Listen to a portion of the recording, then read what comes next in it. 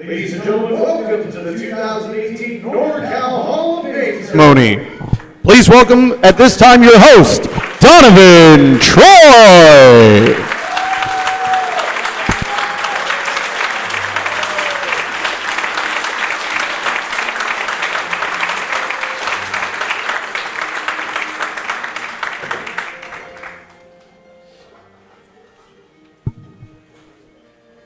Ladies and gentlemen, welcome to the 2018 NorCal Pro Wrestling Hall of Fame.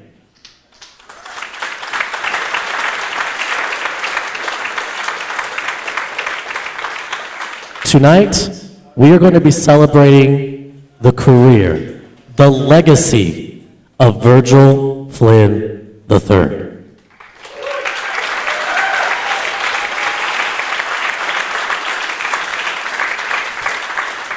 We appreciate each and every one of you here tonight and all of those live on the stream.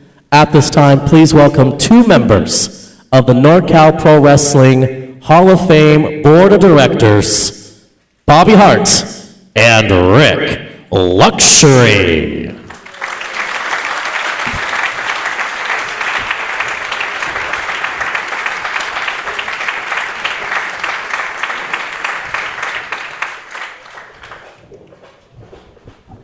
Thank you all for coming. Thank you for keeping the NorCal Hall of Fame alive for as long as it's been. But I'm sure if you guys paid attention that you realize that the show is running a bit late. And in perfect Virgil Flynn fashion, we're on time. I just want to say that this event is normally to bring in the people that paved and founded the way for us, that did tremendous things in this business and industry to help everybody get to where they are today. And in that fashion, I want to congratulate last night's winner of the 2018 Young Lions Cup, Derek Slade, and also a member and founder of NorCal around here for a long time, a man that reached a milestone in his career that very few ever get to do. Sir Samurai reached 1,000 matches October 21st of this year.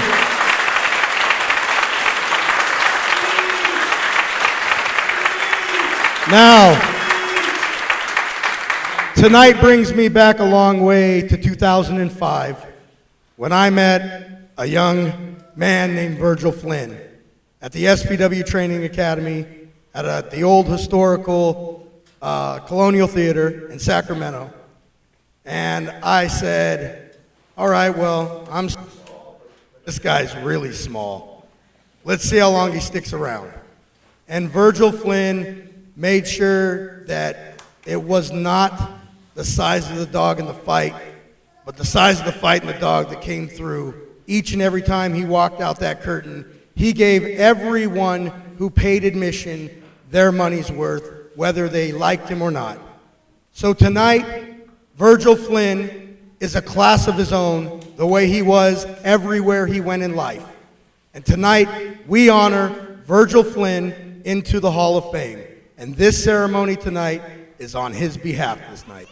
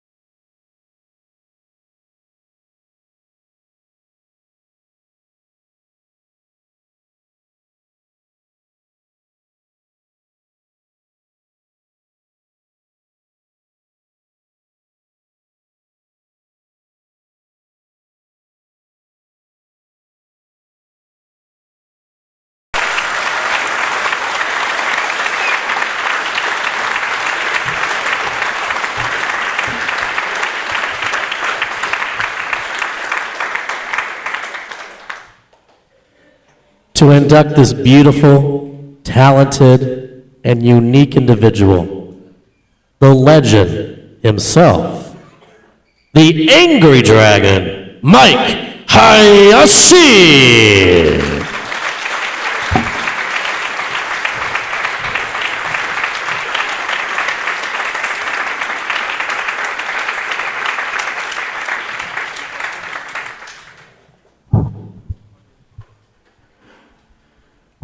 I got two things to say before we start this.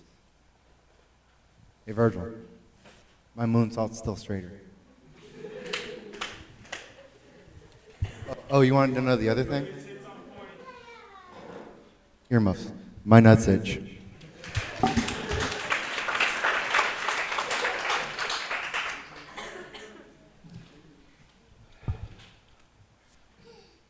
holding the right thing, the right end of this, right?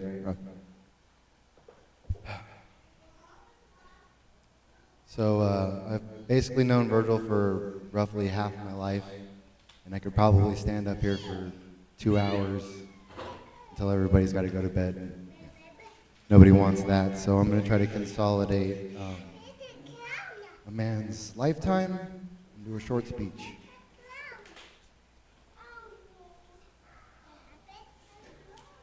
I remember the day I met Virgil at the Colonial Theater. The Lodi boys and I were training at SPW with Big Ugly J.D. Bishop. I have no idea what we were going over that day because Ugly had this strange smile on his face, a sly smirk.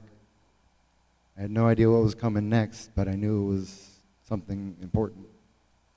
He said, we have a student coming back today.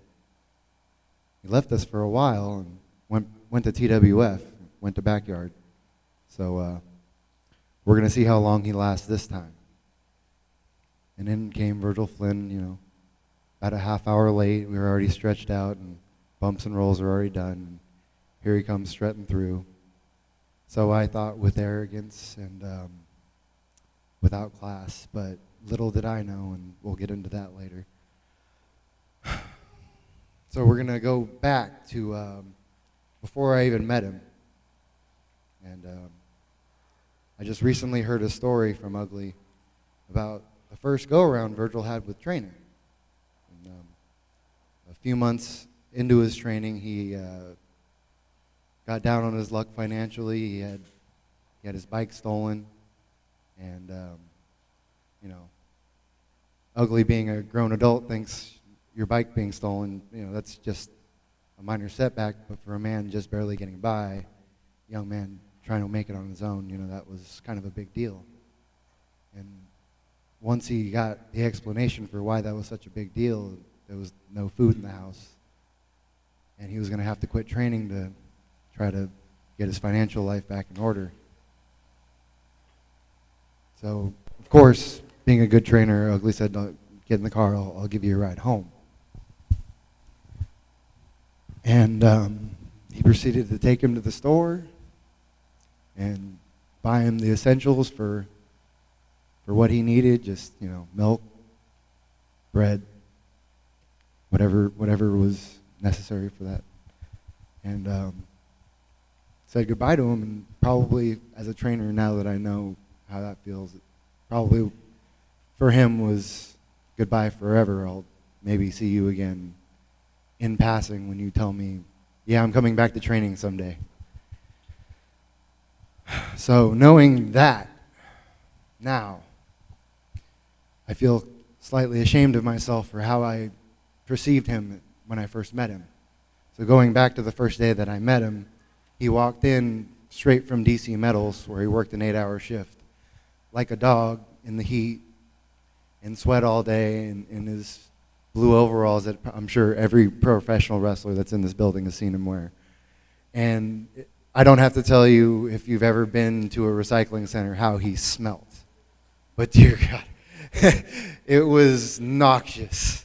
The smell of Budweiser and Coca-Cola caked onto this man's body and then plastered on mine afterwards.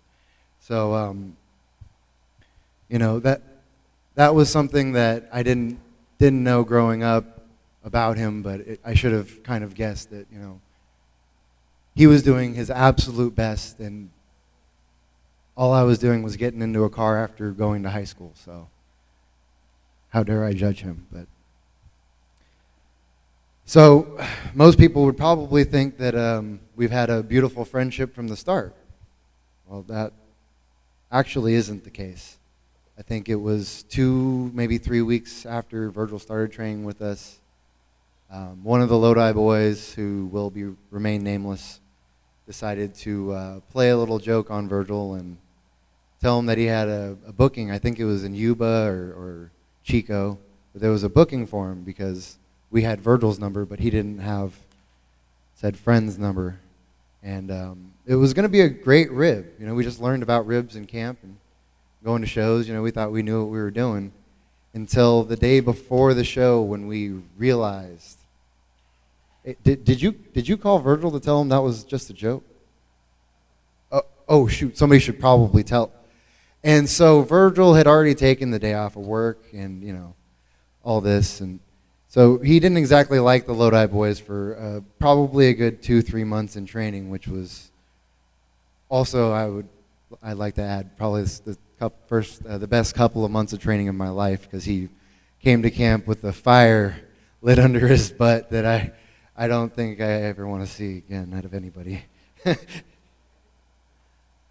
So building a friendship with him, again, not knowing his trials and tribulations before, and now knowing that, Ugly treating him like family, he thought that meant that everybody in camp, like it should be.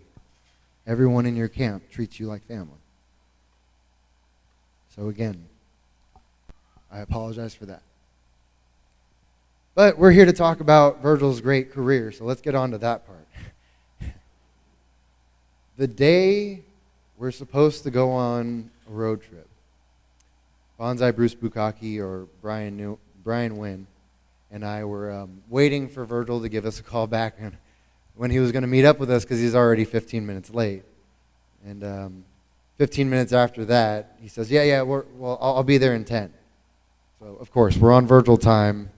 And then he explains to us that he just got his driver's license in the mail that morning, which is why he was late, because he wanted to make sure to have that for the road trip. And so that's just kind of how Virgil and I went about our 20s, is flying by the seat of our pants and doing as many shows in as many states as we possibly could. We were told by Ugly that we weren't exactly good enough to wrestle in Sacramento yet. But if you want to come with me to Oregon, they need wrestlers.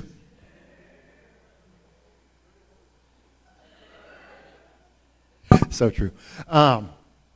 So we began doing road trips up to Portland, Rainier, Medford. I'll probably forget a few. Ashland. I don't think we did. No, yeah, anyways. A bunch of different cities in Oregon. And Bonsai Bruce Bukaki got us to go out to the high desert with him. And that's basically, if you don't know, it's down there by L.A. Everybody that ran that show basically called it L.A., but that's nowhere near Los Angeles County. But anyways, I guess I just wanted to share a couple of stories from the road, especially on those high desert trips, because I learned a couple of tricks there that they'll stick with me for the rest of my life. And so while you're on the road as a professional wrestler, you get quite bored and sick and tired of seeing the face that's been with you for several hours. So when you finally get to a rest stop and you get away from them, it's kind of a relief in a way, for me anyways. So I walk into the bathroom, and Virgil's already got his out, and I stand next to him, I get mine out, and we're relieving ourselves, and in comes Bruce just a little bit late. And he has a smile on his face, and I'm just praying that whatever he's about to do, it's not against me. I hope I'm not the target. Yes, I wasn't. So he runs up behind Virgil, grabs him by both shoulders, and shakes the living heck out of him. And Virgil gets it everywhere, and he's trying to hold still. And what are you doing? What are you doing? What? And, you know, I thought the road trip was pretty much complete with the ribs after that, because we, as grown adults, basically giggled our way out of that bathroom like little schoolgirls. But later that road trip, because I was smart and grabbed a 64-ounce big gulp, you know, of Dr. Pepper or whatever it was, I had to pee about an hour later. And because we're already late, being on Virgil time yet again, Bruce was pretty upset with me, so he pulls just barely off the freeway and tells me to pull it out and go there. I said, can we just go to the next rest stop? No. We're going to stop here. You're going to get back in the car, and we're going to not stop until we get to the venue. We're already late. And he gives me that daddy voice. And anybody who's ever met Brian, he's kind of a grown-up. I don't know how else to put that. So I do what I'm told, and I pull it out there, and I remember a scene from a movie called Tommy Boy, and I think, no, he didn't. And yes, he did. He drives clean off, leaving me there to kind of side shuffle. And so I finish my business, and I think, you know, they'll come back. We're already late, right? They're going to come back for me, right? They're going to come back, yeah. 5 minutes goes by. They're definitely coming back. I don't have my phone either. 10 minutes goes by. 15. They finally come back. Oh, thank God. And so that's just a small clip as far as, you know, the type of things that we get into. I could, again, I have like 18 more bullet points on road trip stories, but we're going to fast forward for the sake of not boring you guys to sleep.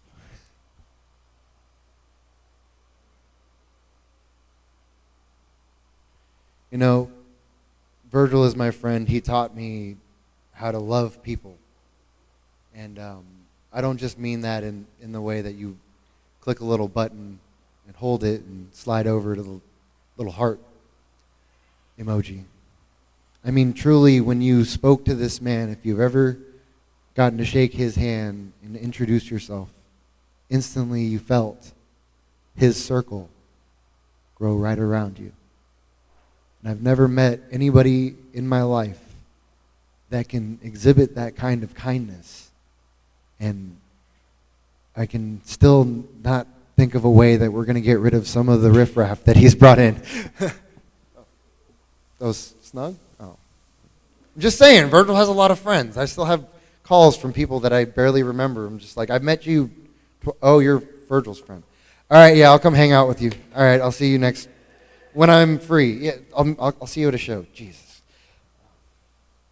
So Virgil was the kind of guy that at the end of a show, much like probably going to the gas station or going to Taco Bell or just anything, he would latch on to somebody and not just ask them how they were, but truly try to get to know this person and try to figure out what their biggest problem is and solve it right then and there with a joke and a smile. The man was absolutely, incredibly, insanely great as a friend, and he was a friend to everyone that he met. And his career highlights, although they were cut short not just by his untimely passing, but by injuries and life in general, you know, he did a lot in his short life. Not just locally, but he had his shot. He almost got all the way to the WWE, had his tryouts there. And then when he sort of thought he was done and starting to just build a local legacy with VF3, he got another opportunity with a place called Global Force, which I'm sure a lot of you have seen the videos that they're starting to circulate more online with people sharing them. And he, again, Virgil and I started at the same exact time. We are pretty much the same exact size, but for some reason, when it comes to the big game, when it comes to the quote-unquote playoffs. This guy was Mr. October. He was my Reggie Jackson to the Barry Bonds. And so every time he got a big opportunity, I tried to get a big opportunity, and anytime either of us got in any farther ahead or behind, we truly would just come back together and have a little circle time and praise each other. And I truly am proud of the fact that there was never once a time in my life that I looked at the man and said, you know what, you don't deserve to be where you're at. I should be ahead of you. Because I sat there every day at training, stood there outside the ropes, every day at training with him. I knew exactly how hard he was working because I was right there beside him. I knew exactly that he earned every single ounce of any storyline pushes that any of these companies here in NorCal or beyond has given him. And beyond that, beyond being just a wrestler, as an entertainer, for a man who's barely over 5 foot, just over 125 pounds, 150 pounds. What's the gimmick weight? 175, 180 pounds, under 180 pounds, okay. Under 200, all right? You know, for being a smaller guy, he really did have a larger-than-life attitude and mentality. And he used to tell me sometimes when I get down and sort of just say, you know, why would they put us in the main? Why, you know, when he would say to me, why am I not the heavyweight champion? I say, Virgil, because we're small guys. We're mid guys. We shouldn't even be in the main event or wrestling against these big giant men. We're not on their level. And Virgil barely ever shut up in our lifetime in our friendship, but he got real quiet on me when I said that. And he turned the music down and he let it sort of simmer. I thought he was going to pull over and beat me up like a big brother would, but he just turned his head over at me while he's still driving down the road, sort of swerving in and out of his lane. And he said, bro, with the heart we have, nobody's on our level.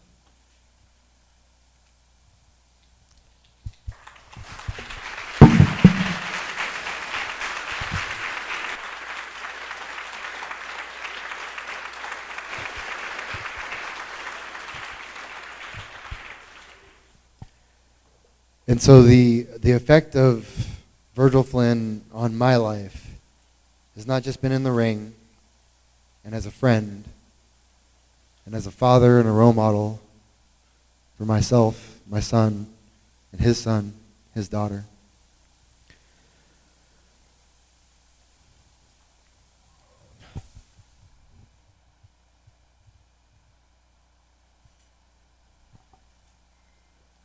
I just want to end this in a positive way, and I'm trying to find a way to do that. So pardon me while I just take a couple of minutes to say goodbye to my friend. Positive or not. Well, just want to say, Virgil, thank you for always pushing me, whether or not you meant it, because every single day since I've met you, I knew that I wasn't even the best high flyer in the room. I wasn't the best high flyer in my city because you were around. I want to thank you for being the best friend a human being could ever ask for on this planet. The most amazing best man that didn't get me the alcohol I asked for because the other one was bigger and it was cheaper. Thanks for that, bro. I puked that day. Thank you for being a beautiful role model and taking care of your little brothers as if you were their father, showing them truly how to be a man, to take care of his own. Thank you for showing me how to share, because nothing that you ever bought or had was ever just yours. any batch of cookies, 2 batches of cookies, wasn't just yours. You had that box open, and anybody who was around was, again, part of that circle. So if I got to end this on a positive note, I would say this, that although Virgil Flynn is gone, you can keep him with you by remembering that your circle doesn't just have to be around you and your family, your close friends, the people that you would tell your secrets to. We are all here on this planet together. We're no better, no worse. We're just in different situations. We can all be in the circle together. To introduce the people that are going to accept this certification of recognition for the lifetime of work of Virgil Eugene Flynn III, I'd like to bring out his wife and widow, Kathy, her brother, Chris, Virgil's oldest daughter, Victoria,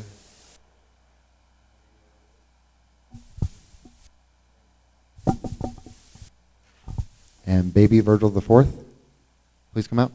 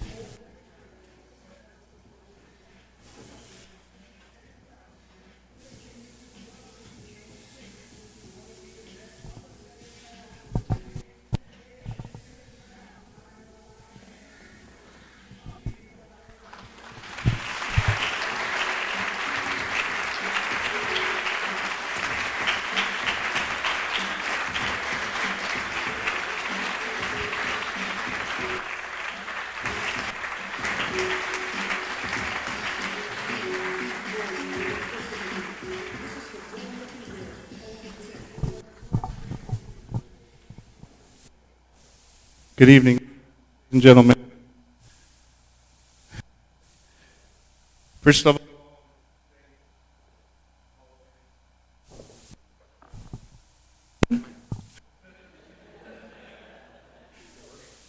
I think so.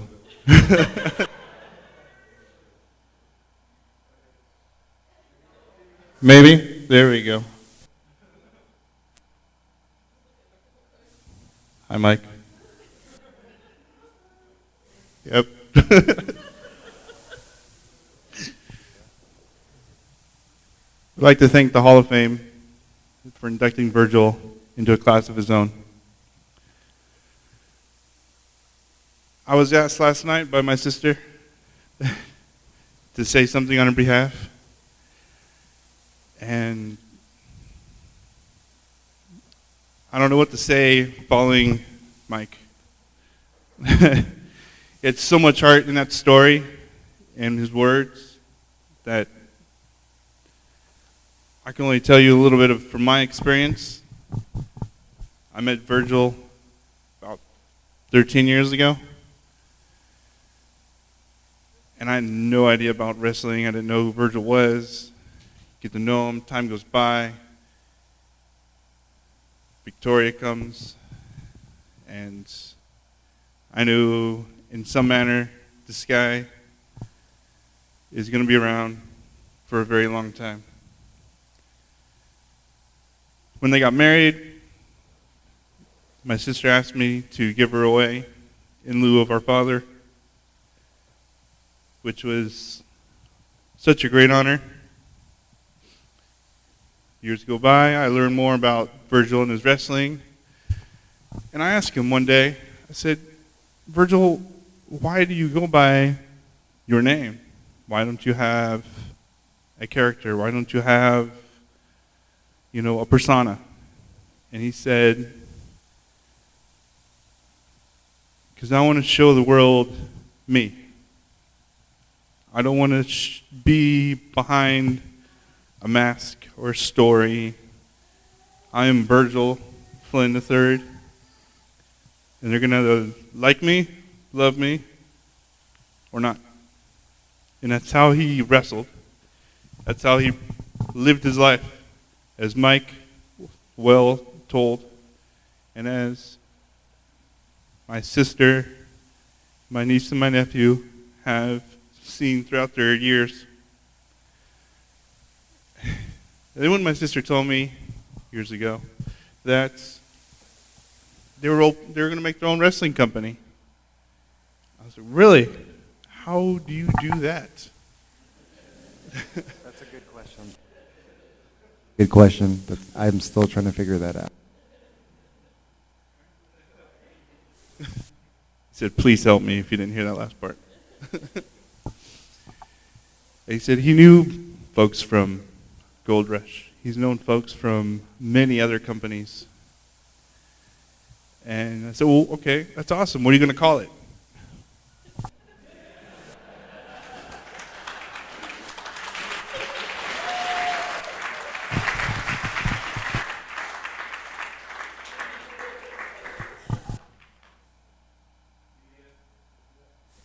BF3 Productions. I guess I gotta look at you, Mike. Really, Virgil? BF3 Productions? Oh, there you go. He said yes. Same goes with his wrestling. He's gonna be him. He's gonna show him. He's gonna be who he is, and he's gonna take that and pass it along to everyone who goes to his school, everyone that goes to his shows. I still think it's a little egotistical, but it's okay. And then my sister has now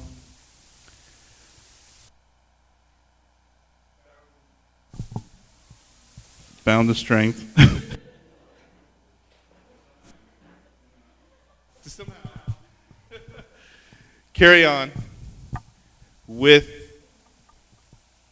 everything that's been going on. I was in Georgia on a family vacation. Is this working? We're in Georgia on a family vacation. While my sister got the phone call. Even now, after almost 3 months, it's surreal.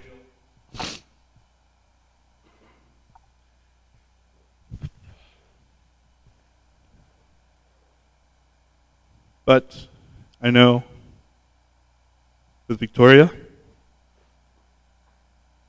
and little Virgil, they hold his legacy. Mike always hold his friendship. And with Mike and the rest of the crew at VF30 Productions, they will hold and show you his love for wrestling, his love for the community and his friends.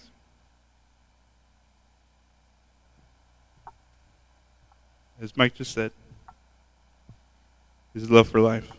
Which reminds me, thank you. One thing I didn't know, really realize, because I haven't been a big part of Virgil and Kathy's wrestling career. As it was well stated many times throughout the last couple months, Virgil married wrestling, then he married my sister.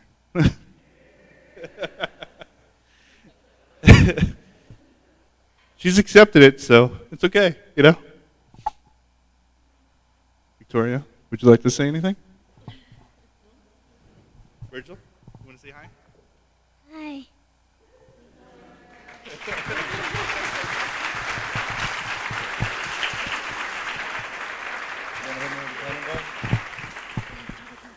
Really? Cannonball.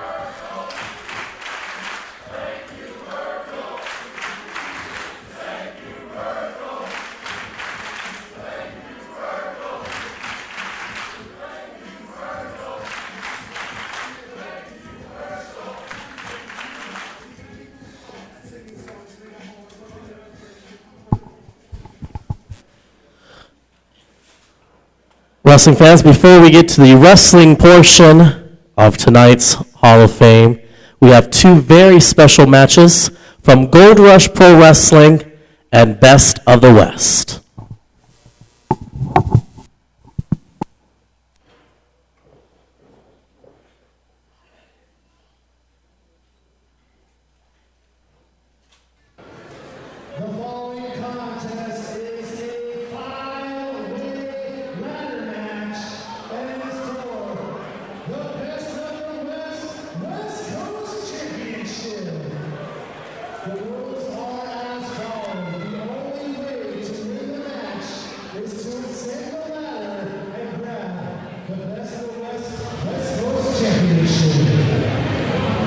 Chaos and Bedlam are guaranteed indeed. It is time for our 5-way ladder match.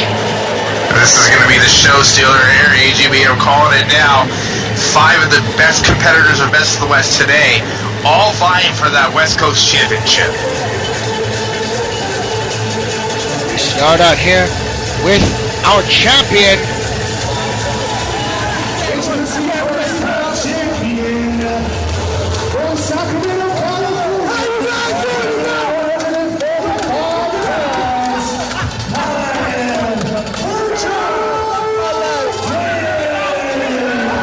notice he comes out without the championship as it has already been hung above the ring. Also notice that he spreads diseases by touching literally every single one of these cretins. AGB, he loves his fans here. That's why he's one of the most popular superstars here at Best of the West. You see, he loves doing that handshake thing. I never got that handshake, the five shake, or I'm not sure what exactly it's referred to as, but Flying Virgil Flynn here. He's won the West Coast Championship a few times, traded it off here with Kenny K for the better part of a year now. And you see he's looking up there, looking at that title, saying it's going to come home with him. Kenny K and Virgil Flynn have been stalwart rivals, trading this title back and forth. Hard to say whom this matchup really favors.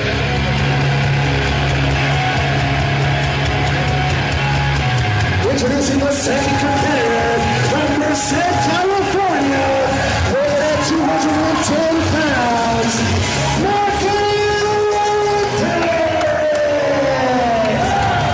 Now, Marcus Erics I consider to be something of a dark horse in this matchup.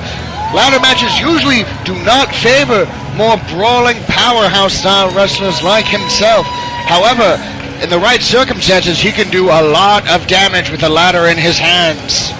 Marcus Erics is no stranger to the ladder match for AGB. I gotta say that. Even though he is the Best of the West Tag Team Champion, he's looking to add the second gold around his waist, or maybe his shoulder, or wherever he decides he wants to wear it. But Marcus Erics loves gold, and he's looking to add a little bit more here tonight. It would make him the first ever dual champion in Best of the West history.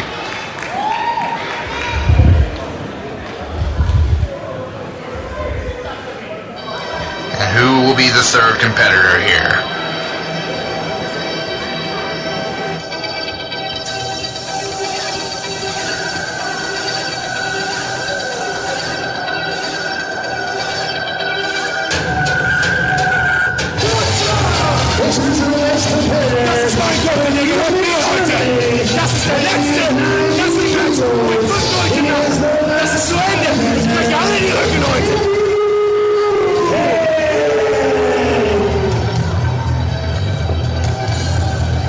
Kenny K is very upset about this matchup. Felt he was due a one-on-one rematch with Virgil Flynn for this championship.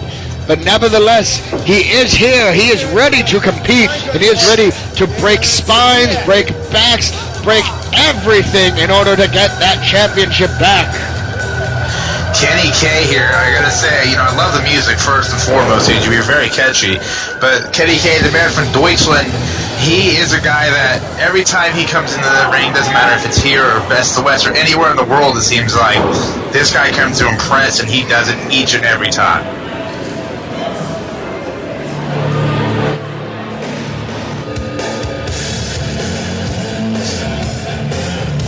And their opponent from the only Nicaragua, weighing in at 179 pounds,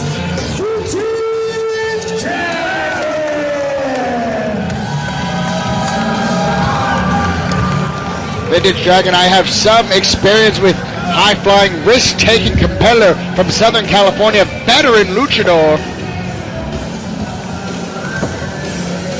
Vintage Dragon, again, another popular superstar here. This guy is, like I said, AGB, a high flyer, a luchador, but this man has so many different styles that he can creep up on. He actually has a lot of power that most people don't know about. This guy can hit you at all angles, at all different speeds, and with a lot of power, he can kick your teeth down your throat. Indeed, strong strikes, impressive, unexpected core strength as well, I'll say. And who's going to be our last competitor here?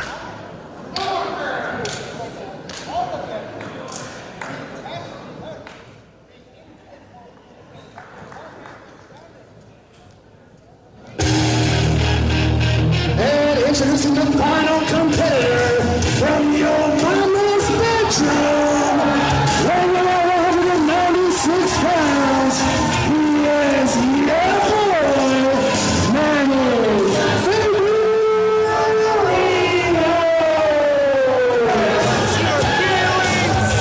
Manny Favorino, major opportunity for him here with this matchup. Don't believe he's ever had been quite this close to championship gold here in Best of the West. And you see AGB, look at this, what's he doing here? Going under the ladder. Okay, looks like he doesn't care. Lack of regard for superstition. Not surprising, this Manny Favorino doesn't care for very much. Somewhat outlandish, just enjoys having fun. He's in it for himself. Well, he's only 17 years old, AGB, so at 17 years old, I know that you are already millions of dollars that you earned through your investments and all that that the Bernard family has helped you. But him at 17 years old, all he cares about is wrestling. Through the brash arrogance of youth in spades in this Favorino, I will say, late though, he has found a mean streak and a willingness to do damage to opponents that I quite admire. And now doing a limbo underneath the ladder, he is saying, I don't care about all these superstitions, I don't care about your stepping on glass or breaking a mirror, anything. He does not care. Look at that, flips in the ring, and he's like, he wants all the attention on him. 17 years old, what else do you expect? Apparently, he is licensed to wrestle. That was one of the things I quickly went to the back to ascertain for myself. he does have valid wrestling licensure. Color me very shocked and surprised. There is a state that will license a 17-year-old. Yeah, California is a very wacky state. AGB, as you know, I know you're only here for a little while longer than back off to the Hamptons you go. But yeah, 17 years old, and they granted him his wrestling license, and he's going to get a taste of reality right now. Here we go. First target is immediately on the champion.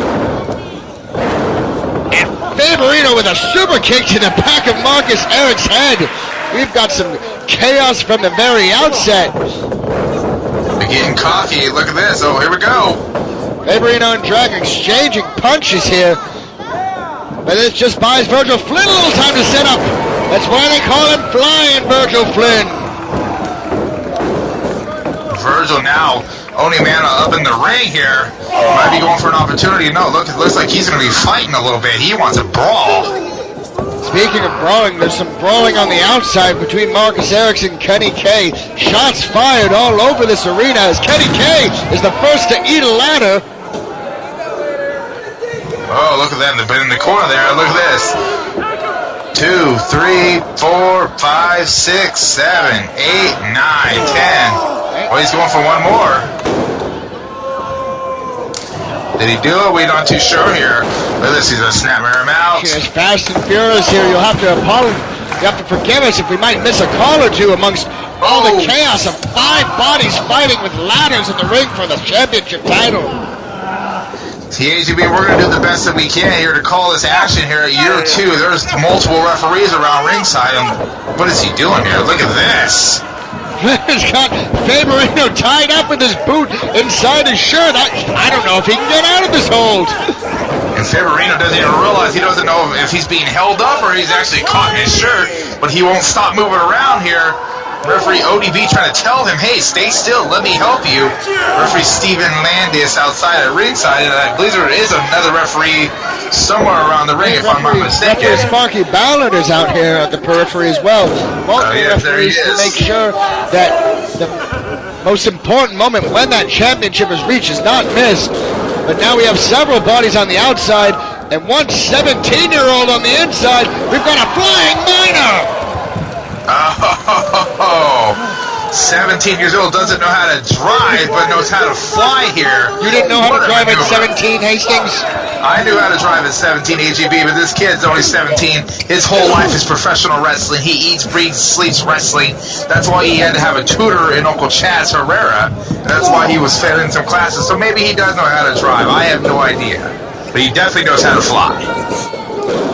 Now we've got, again, a couple pairs up. Got Flynn and Favorino outside, Dragon and Marcus Erics on the inside. And we're trying to keep on bolt action here. But look at this. Oh, we got action here. Oh, behind us, you see Virgil Flynn just got dropped. Onto the apron by Favorino. Kenny K now taking on Vintage Dragon. Favorino taking on the post. Oh, he eats that post there. Oh, man. And it looks like Kenny K will be the first to bring a ladder inside the ring. And it seems Virgil Flynn might desire one of his own as well. It's going to start getting interesting here. Marcus Erics taking a shot at Kenny K, setting a ladder down, realizing he might be in trouble with Virgil Flynn in the ring. These matches, as I mentioned earlier, tend to favor higher flying competitors, able to climb the ladder more quickly. And see here, oh, what's this? Look at this. Oh, countered. I don't think he has the strength to lift up Marcus Erics. Look at this reversal. And Kenny K's spine is driven into the ladder. Oh, that I can only imagine how that feels right now. Master of the backbreaker might have just had his own back broken. What's Eric setting up for now here? Oh, I'm not sure. Oh! By Vintage Dragon for a bit of double offense. Oh no. What's this? Oh, man. But that took a lot out of Vintage Dragon too. You could see him clutching at his own abdomen just the same. Kenny K, though, certainly the worst for wear out of that whole exchange. Several shots to the ladders. You can tell he is in very hard shape. That was brutal there. Oh, man. Virgil Flynn now in the ring, taking on Faberino.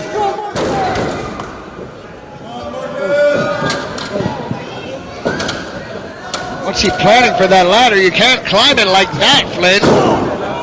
I don't think he's worried about climbing the ladder here, AGB. I think he's just looking to inflict damage, so maybe whenever he does go for the ladder, it gives him an opportunity not to really worry about other competitors chasing him. But wait a minute. And tables too now.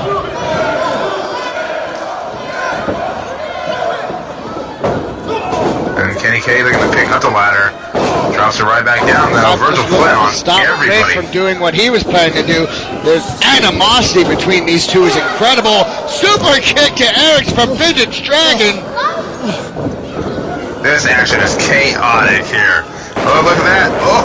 Oh!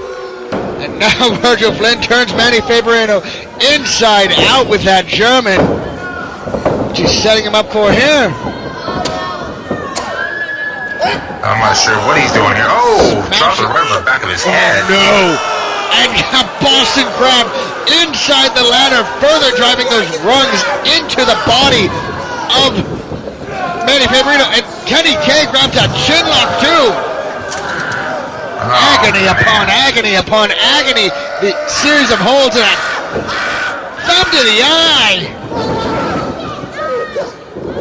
Oh my goodness. This action so far, AGB has just been chaotic to say the least. And Kenny K, I'm not sure what he's going for, but you see Marcus Erics and infatuated with these tables. So he's bringing it. Looks like this. Is that the one from that was at ringside? It's the same one that he had used earlier. Just bringing it inside the ring now, realizing that might be the way to maximize the damage he causes, make it so he's the last one on the ladder. And look at this back body drop. Oh! Kenny K, such a clever competitor, told me in the back that he actually shaved his head in preparation for this match. One less thing for his competitors to grab onto to take him off. Not that it really mattered there. Very smart move there. And you see like Marcus Erics with the spikes here. Just in case you're unsure of who he was, Manny Faberino at ringside. The man over here brawling with each other is Vintage Dragon and West Coast champion Virgil Flynn. And in the ring is now the ball-headed Kenny K and Marcus Erics. Virgil Flynn still your West Coast champion, but for how much longer? This match could end almost at any moment with the damage that these men have taken. Kenny K drives Marcus Erics into that ladder and face washes him. Took about Eric's whole head with him. And Erics is down and out. If he rolls out of the ring, that's going to be an advantage here for Kenny K. But Manny Faberino, he looks like he's out on his feet too. Bad spot, wobbling. Avoid that ladder, avoid that bad landing. Smart move there. Look at this. Oh no! Oh! Back body drops Kenny K into the ladder. And I will say it is ironic that the man they call the last spine bender is the one who's taken the most damage to the back this evening. Yeah, AGB. I have not seen Kenny K this. You know, he's like I said, he's usually the one breaking spines here, but no, not so much here tonight. Eventually he'll get into his rhythm, but so far he has taken a lot of beating here. But hey, sometimes you have to do whatever it takes. Vintage Dragon setting up for him. Oh no! Man, what is this? Oh! Sandwiching Faberino in the ladder with that chair, just smashing his head on both sides. That is vicious. There for Manny Faberino. Somehow he's still managing to crawl around here. But concussion for Faberino. And Kenny K, I think, is using his sunglasses, stabbing Vintage Dragon in the eye. That's horrific. Oh, there it is. That's what we've been waiting for. A double underhook backbreaker, just one of Kenny K's signature backbreakers. One of a plethora. Innumerable, I'd say. Yeah, this guy has so many backbreakers and so many different innovative ways to do a backbreaker. AGB, I can't even keep track. Again, it comes down to Kenny K and Virgil Flynn. These men have been rivals over this title for practically the length of the company as long as it's existed. Yeah, these guys have been trading back and forth for a while here. I think there's only been 3 West Coast champions here with Diablo Azteca, Kenny K, and oh, what a move there, and Virgil Flynn. Current champion, Virgil Flynn. Perhaps now. Vintage Dragon is actually one most poised to take the title. Looks like the ladder might be somewhat out of position, though. No, he's right there. Oh, where did he come from there? And you see that leaping ability from Manny Favorino, that incredible athleticism from the youngster. He's using that long frame trying to grab, but Kenny K right there with the tights blocks him with these forearms. And Kenny K trying to become, I'm not sure if he's a 2-time or now will be a 3-time champion if he wins this match here. But I know him and Virgil Flynn have traded this belt back and forth a few times. It's been a storied rivalry to say the least. And I think Kenny K realizes he's the last man standing. He's got to go make his run for the title. And just as I say that, Marcus Eric's finally recovering from that face wash from earlier, trying to inflict some punishment back on the man who hurt him. But just as soon as he takes him off, Eric loses balance himself. This match is all over the place. They get that table over there. Whoa, look at that. Favorino, first man to have a hand on the championship. Kenny K, though, not going to let it go that easily. Oh. And that's a long fall from that ladder. That's an awkward landing. And I think Kenny K is realizing too many other people are having opportunities to grab the title. I better move this ladder over here. Kenny K, what's he going? Oh, he's going for the table. I thought he was going to go for the other ladder here. Virgil Flynn has recovered, removing Vintage Dragon from the ring. Kenny K, Virgil Flynn now the standing tall, trying to make sure everybody is down and out so he can go for the title. He's going for the table. Oh yeah, looks like he's going for it now. Everybody's had their hands on this table at least once here, it seems like. And now Virgil is going to be the one who will prop the table up here against the corner. Seems Virgil is still worried some of his rivals may have enough energy to stop him. Wants to make sure somebody's taken out of this equation for good. Right now he has only about a 20% chance to retain. If he can take one of these men out, he ups that to 25. Yeah, the advantage is definitely not up for Virgil here, but again, like, numbers don't lie. Like, you know a lot about, oh, what a move there. But you know a lot about power numbers. Game of Marcus Erics, though. You definitely know a lot about numbers for AGB. This is why you keep your riches after all these years. But, yeah, if one person gets eliminated from this equation, then, yeah, the chances of Virgil Flynn retaining his championship go up. Marcus Erics heading to the top. Not his usual fare. Gets caught with the enziguri by Favorino. What's he going for here? Is he going to go for a superplex? That's what I'm seeing. Super Falcon Arrow! Adjusted himself mid-air to the Falcon Arrow. What a beautiful maneuver there. Best of the West fans, Uncle Chaz Herrera here. Just wanted to say hello and clarify a few things before I do any Wait a minute, what's wrong here? We got Uncle Chaz Herrera. What's going on? This is referee OEB here, and I just wanted to be sure about one thing. There's a 4-way ladder match going on right now. Are there any disqualifications due to outside interference in this type of match? There are no rules in this match, so without any rules, there's no disqualifications. That's all I wanted to know. That was just for my information and for your information as well. So that's all. Oh no. He's not thinking of ruining his matchup. Uncle Chaz Herrera is here to get vengeance on Manny Favorino. The big power bomb. What's this loon doing out here? Manny Favorino did not require his tutelage. Why is he going to get upset about it now? Well, you know, he's got a lot of stuff he needs to take out on him, and again, Odie him arguing, and And I'm not sure what Uncle Chaz Herrera is going for here. Look at this. Oh! And spears Favorino into a table. I was talking earlier about how if you remove one competitor from the equation, everybody's chances go up. Chaz Herrera might have figured that out and removed Favorino from the equation. You think I'm good with math? You should see this man.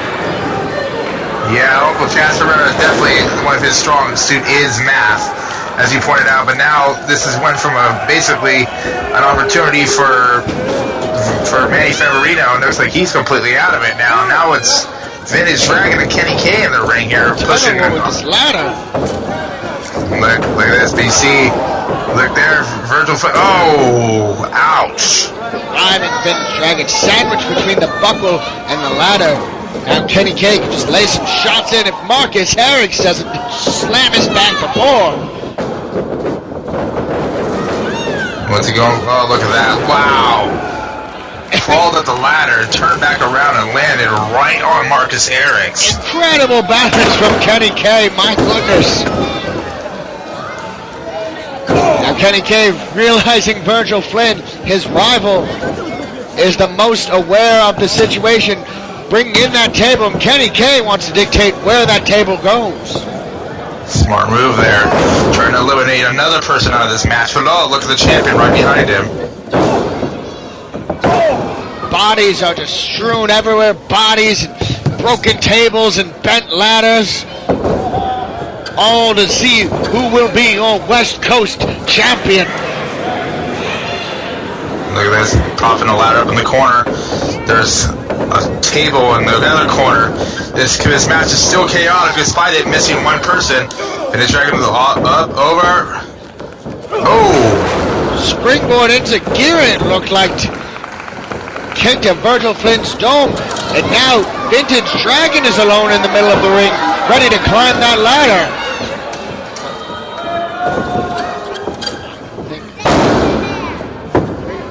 Where's he going? I'm not sure what he's actually got going on here. Perhaps that ladder lacks stability. Perhaps needed the green ladder. If the orange ladder had suffered some damage from all the offense that it had been used for. Yeah, it looks like it here, because Steven Landis pulled the ladder out here, so I'm not sure what exactly is going on here. Kenny K, though, up there, I don't think that both of these men's weight can actually be on that ladder. Not saying they're heavy men here, but the smaller ladder is certainly wobbling. Much more precarious. Oh, and he's gone. He's down to one person. Landing on his feet. And kind of make Vintage Dragon pay for that. That's a fireman's carry backbreaker into a super kick from Virgil Flynn. Oh no, he fell into a bad position here. That's not where he wants to be. Virgil Flynn up top has a number of moves in his arsenal for this. He's calling for the cannonballs. And that's a table for his trouble. Kenny K moving out of the way. Virgil Flynn takes that table with his full back. Oh, he is hurt, and he is hurt bad here, AJB. But wait a minute, Kenny K, is that ladder going to be tall enough here? Fingertips away. And he gets it. He retrieves the title. There we have it. West Coast champion,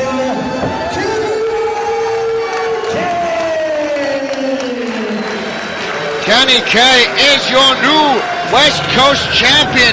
Through intelligence, determination, and perseverance, he has won that title yet again. And look at that. He can see that he is hurting.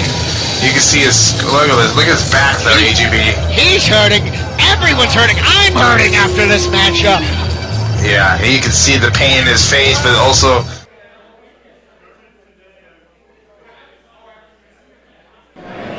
the following contest is a Dynamite Division ladder qualifier match scheduled for one fall with a 15-minute time limit and is sponsored by Dial Glass.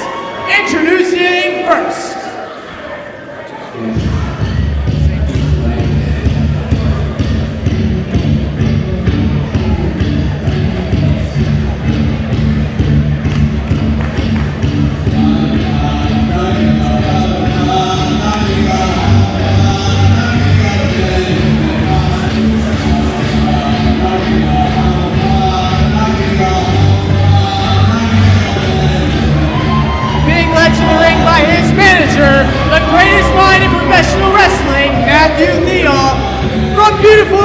Music City, weighing in tonight at 195 pounds, the unorthodox Levi Shapiro.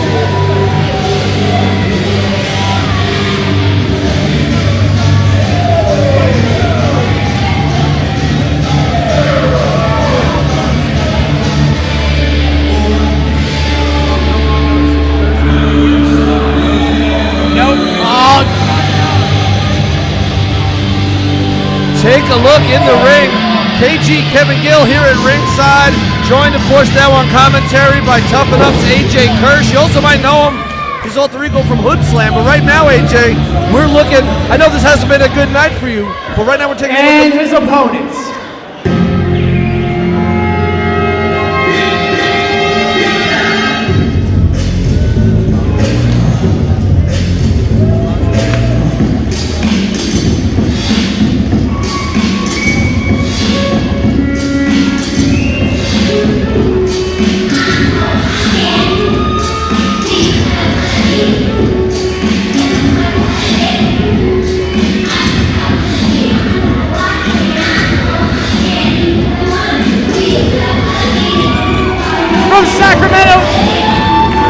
Sacramento, California, weighing in tonight at 100. Virgil Flynn, one of the most popular wrestlers in the area.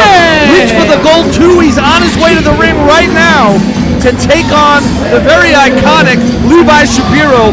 Your boy KG Kevin Gill here at ringside, being joined now on commentary by a man, I must say, I feel you were robbed tonight, AJ Kirsch. When I saw Marquise Jackson get involved in, physically involved in the match, held onto your leg, and took you out of the running for a match that I thought you were the odds-on favorite to win tonight.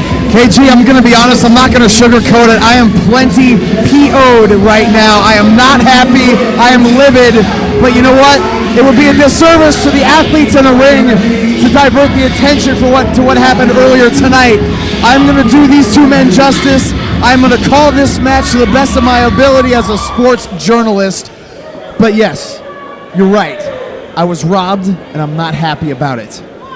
He's a sports journalist, I'm a documentarian. Together we form one of the most talked about commentary teams beyond California, but California, let's be honest, it's where we're based, brother. It's true. It is where our roots are planted, shall we say, but they do spread far and wide. They are spreading further and wider each and every time, and we are underway.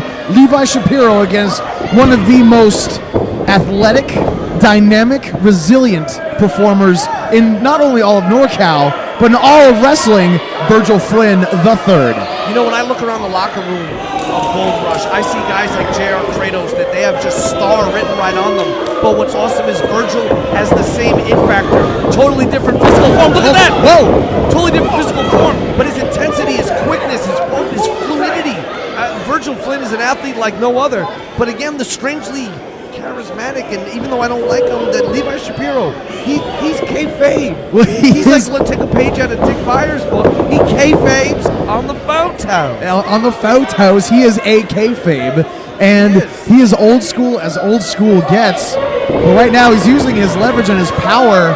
You know, it's not often that Levi Shapiro finds himself the larger, more physically dominant man, but when you're going up against a guy who's about 5'8", 5'9" in boots, and maybe 150 pounds soaking wet, you're gonna. If he just ate a ball-bearing burrito. Yeah, then Levi Shapiro definitely finds himself a physical advantage in this contest. Levi Shapiro, so old school, he appeared at the building today, walked in with a Halliburton and a fanny pack. Yep. And that is a shoot. Shoot. Speaking of shoot, look at the velocity on those elbows. Continuing to rotate after making contact. And Shapiro now running for cover to his manager, Matt Theall. Well, that's why Matthew, if you will. Matthew Theall, the self-proclaimed greatest mind in all of professional wrestling, but Virgil Flynn not giving Levi Shapiro a moment to rest, brings him in the ring the hard way. Beautiful single leg drop kick. Planted that bottom of that wall. And a second since Levi Shapiro barrel rolling out to the outside. And Matthew Theall there to console his client, I guess. His one of the most. Oh, wait a second, Virgil. Huge vaulting plancha to the outside. Virgil Flynn giving out some highly aggressive high fives there at ringside. but they love Virgil Flynn here in Pacifica. As he poses on the guardrail and soaks in that love, that adulation from the Gold Rush crowd here. The Gold Rush fans, they're all blessed by Lady Luck, AJ. Well, well-deserved adulation from these fans. When you're as talented as Virgil Flynn, all you have to do, I mean, a moment like that just speaks volumes. It tells the story far better than you or I could. Absolutely, the physicality. Look at those, taking a page right out of, if I didn't know better, I would think Dusty Rhodes. Wait a second, I'm sorry to interrupt, but look at Matthew Thiel. And then Virgil just stomping his hand away as well. He should. Thiel interjecting himself in this contest. And not to bring up bad memories, but that might be a move to scout in the future. You know, I saw Virgil. He was able to get out of that. I know that's got to weigh on your mind, but I know we're not here to talk about that. I don't want to bring out the negativity. I know you're positive, but what's not looking positive right now, Virgil Flynn on his back, Thiel, golf club, it all adds up to trouble. Well, the distraction was enough for Levi Shapiro to level Virgil with a clothesline on the apron where there is absolutely zero give in that ring. And Virgil right now is in a bad way. Levi Shapiro rolling him back into the squared circle. Inside the square circle is where victory occurs, truly. You can win a match to a count. Speaking of which, two. Whoa. Wow, not just a kick out, but a kick right to the temple. Right to the temple. Levi Shapiro using that very lateral, almost a literal lateral press. I may coin a phrase. Let's coin it. A literal lateral press. That was literally a lateral press. Levi Shapiro, again, has such a diverse moveset. Some of the moves he performs are from men much larger than him. True. Some of the moves he performs are taken from the playbook of men much smaller than him. A diverse performer, but unfortunately, you know, just the personal life choices he makes involved with Thiel and etc. It speaks to his character or his lack thereof associating with somebody the likes of Matthew Thiel, but I got to give credit where credit is due because Levi looks like he's in the best shape of his life. He is diversifying his arsenal, and like I said earlier, when you're facing somebody who's much smaller than you can lay it in with some moves that you otherwise wouldn't if you're facing a man the size of a Brian Tannen or a J.R. Kratos. Case in point right there, a bear hug. Not often utilized by the unorthodox Levi Shapiro. But that's the thing, like you said, he's got the size advantage today. He's in there now like he's Brian Brock with J.R. Kratos at this point. It's almost like these guys are scale models of incredibly large and powerful wrestlers, each with their own. Look at Virgil Flynn, so much heart, so much intensity. But again, look at Levi Shapiro, never able to showcase his strength. Very unorthodox showing. Indeed, but also at the same time, Virgil is used to wrestling guys far larger than him, which means he is conditioned for moves like this. He's conditioned for moves like the bear hug, like slams, like moves that really wear you down. And to build on your point, he's used to taking those holds from much larger and stronger men. Exactly. So that's Levi, I admire his approach, but it may be coming back to haunt him because this is exactly what Virgil Flynn is used to in the ring. 100%. Referee checking on Virgil Flynn, but Virgil Flynn, as we said, he's got no quit in him. No, not at all. Fighting his way out with those elbow strikes, trying to do anything to release that pressure on his lower back to a vertical base. Virgil Flynn, no, abdominal stretch. Wow, time-tested maneuver. We were talking about old school, and there it is, the abdominal stretch, and he is just wrenching on it, torquing the midsection. I feel like, I'm sorry to cut you off, brother, I feel like I'm almost looking at the cover of Pro Wrestling Illustrated here or something, just seeing this. It's almost, whoa, look at that. Well, look at that. I guess the referee, from his vantage point, he can't see Thiel using that golf club for leverage. And of course, Levi Shapiro, what, me? Me using outside leverage? Perish the thought. Again, why does the manager have to carry a dangerous steel golf club? It's a weapon. Well, Matthew Thiel is a golf aficionado. He doesn't golf himself. He says it's too athletically demanding. But he keeps up on all of his favorite golfers. He likes to fancy himself a golfer. He's like a golf mark, if you will. Indeed. A golf mark, a self-mark, all of the above. But kayfabe all that talk, because right now, Virgil Flynn, whoa! Referee could have called a disqualification right there. And Virgil, using what was left of his strength for a hip toss on Levi Shapiro, breaking the abdominal stretch. What price did Virgil Flynn pay? Caught in that punishing hold, but look! Beautiful second rope drop kick takes down Levi Shapiro. almost hesitates. He floats in the air for a moment, too. Foot up. Great ring awareness right there. Ring awareness right there. Easy for you to say, brother. Great ring awareness right there from Levi Shapiro, draping his leg over the bottom rope to break up the 3 count. And to give him some credit for his intensity, he was able to do that without the help of his manager. Wow! And he didn't need the help of his manager to throw that almost rock and roll express-like drop kick. That was a beautiful drop kick. He is a student of old school wrestling, and I dare say, I never thought I'd say this, that was a textbook old school drop kick from Levi Shapiro. For a moment, I thought I was looking at a young Jim Brunzell with orthodox sideburns. But I digress, look at him! Wow! Did you see that? Fist drop off the second rope, another old school time-tested maneuver. Shades of the great Tully Blanchard, if you will. That's right, baby. That was, yeah. I don't know. Oh, look at that arrogant cover, though. You're not going to get it done against an athlete the caliber of Virgil Flynn with a cover like that. I don't know what he was thinking. Look, he's going for a fist drop. If only he had a singlet top to lower. Yes, this one would have been over. Old school, though, it worked for so many years for a reason, and it's become a signature standout style for Shapiro. These two putting it all on the line to try to get to that 4-way ladder match. But what's going to be left of either of these two guys after all this? This has been a very hard fought. Wait a second, Virgil with a head of steam. Oh my God! Hurricane Rana! Out of nowhere! And he's calling for it. Cannonball! Boom! And he got all of it! Theo's about to have a heart attack. Come on! Get him out of here! Matthew Theo up on the apron, about to have a seizure. Get him out of here, please, referee! I want to send this tape to the championship committee to be reviewed. This is unacceptable for a referee. And Levi Shapiro there to capitalize. What is this? Wow, Fisherman's Buster on Virgil Flynn. Fisherman Buster, now the ref's back in the game. 1, 2, and Virgil was able to get a shoulder up. Thank God karma still exists in our world, and Virgil Flynn has gotten a few more seconds of fight time.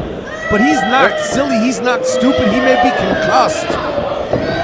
I'm all about karma if I'm about something, and Virgil Flynn is too. It's not every day you hear AJ Kirsch quote Insane Clown Posse lyrics, but today you did. Shaggy Two Dope lyrics to be even more specific. I love that song. That is one of my all-time favorites. Ain't nobody placed on this earth for nothing. Levi Shapiro was placed on this earth to drop old school moves, and Virgil Flynn was placed on this earth to electrify crowds. Well, both men are for here? They're both in the high rent district right now. This could be Virgil loses his balance after an elbow to the midsection and gets crotched right on the top rope. And Levi Shapiro, the look on his face says he's about to call it right now. Could this be it? Whoa! Virgil hangs on! And Levi Shapiro's right where he wants him! Wait a minute, 450! 1, 2, it's over! Virgil Flynn advances! Here is your winner, Virgil Flynn!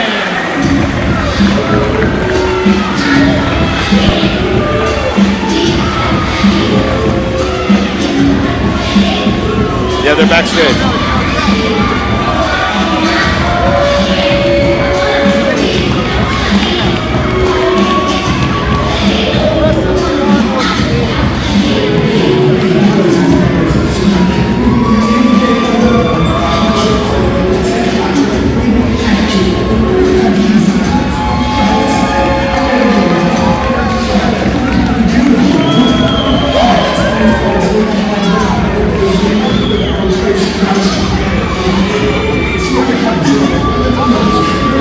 Until it's going to keep bothering you. Yeah.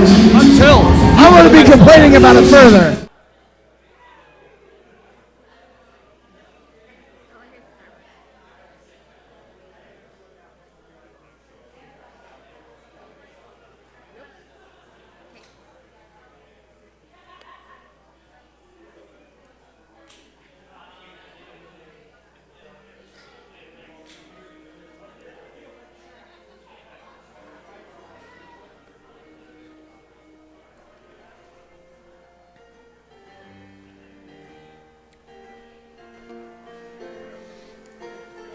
Welcome back, wrestling fans, to the 2018 NorCal Hall of Fame ceremony. John Roberts alongside Levi Shapiro here at ringside.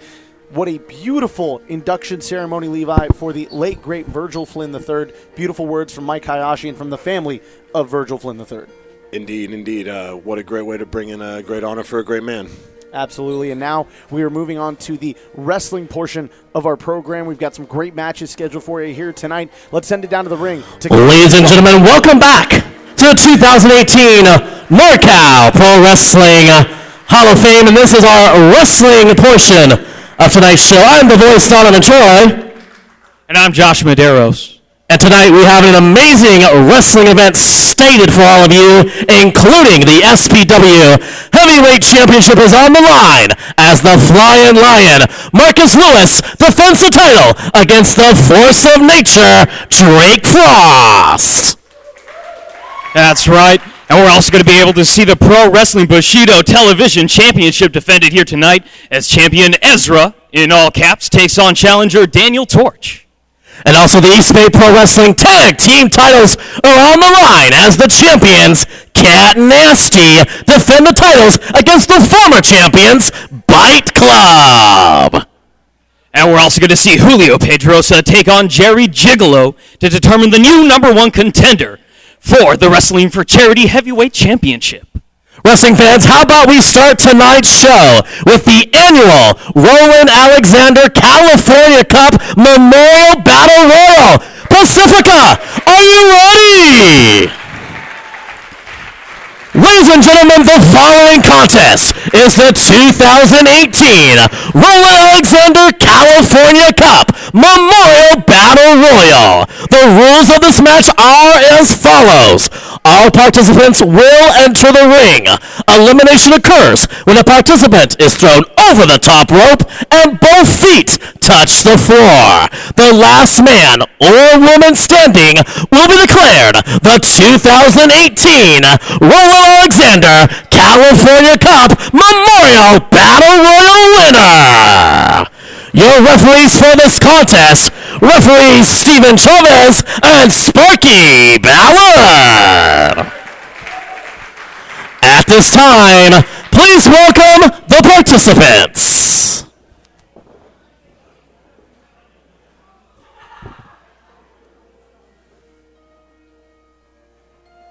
Well, Levi, it's battle. Bad Intentions, Patrick Fitzpatrick.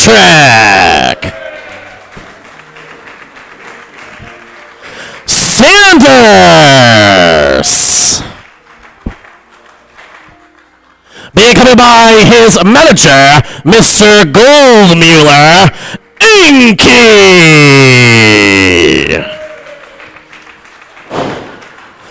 Two Fresh. Just Zach. The Filipino Dream, Johnny Dynamo. Eliza Hammer. Drew Batboy Vincent. Big B.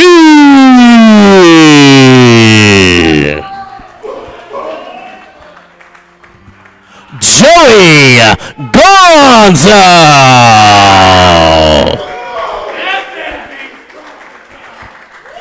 Bruno B.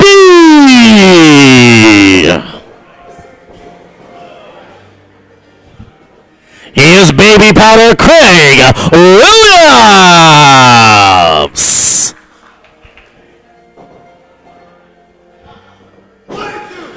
D-Road.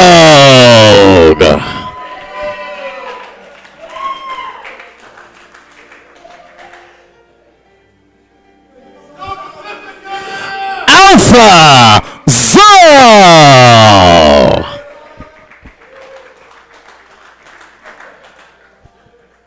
With his manager, Popcorn Mike, the sensational one, Sean Sims.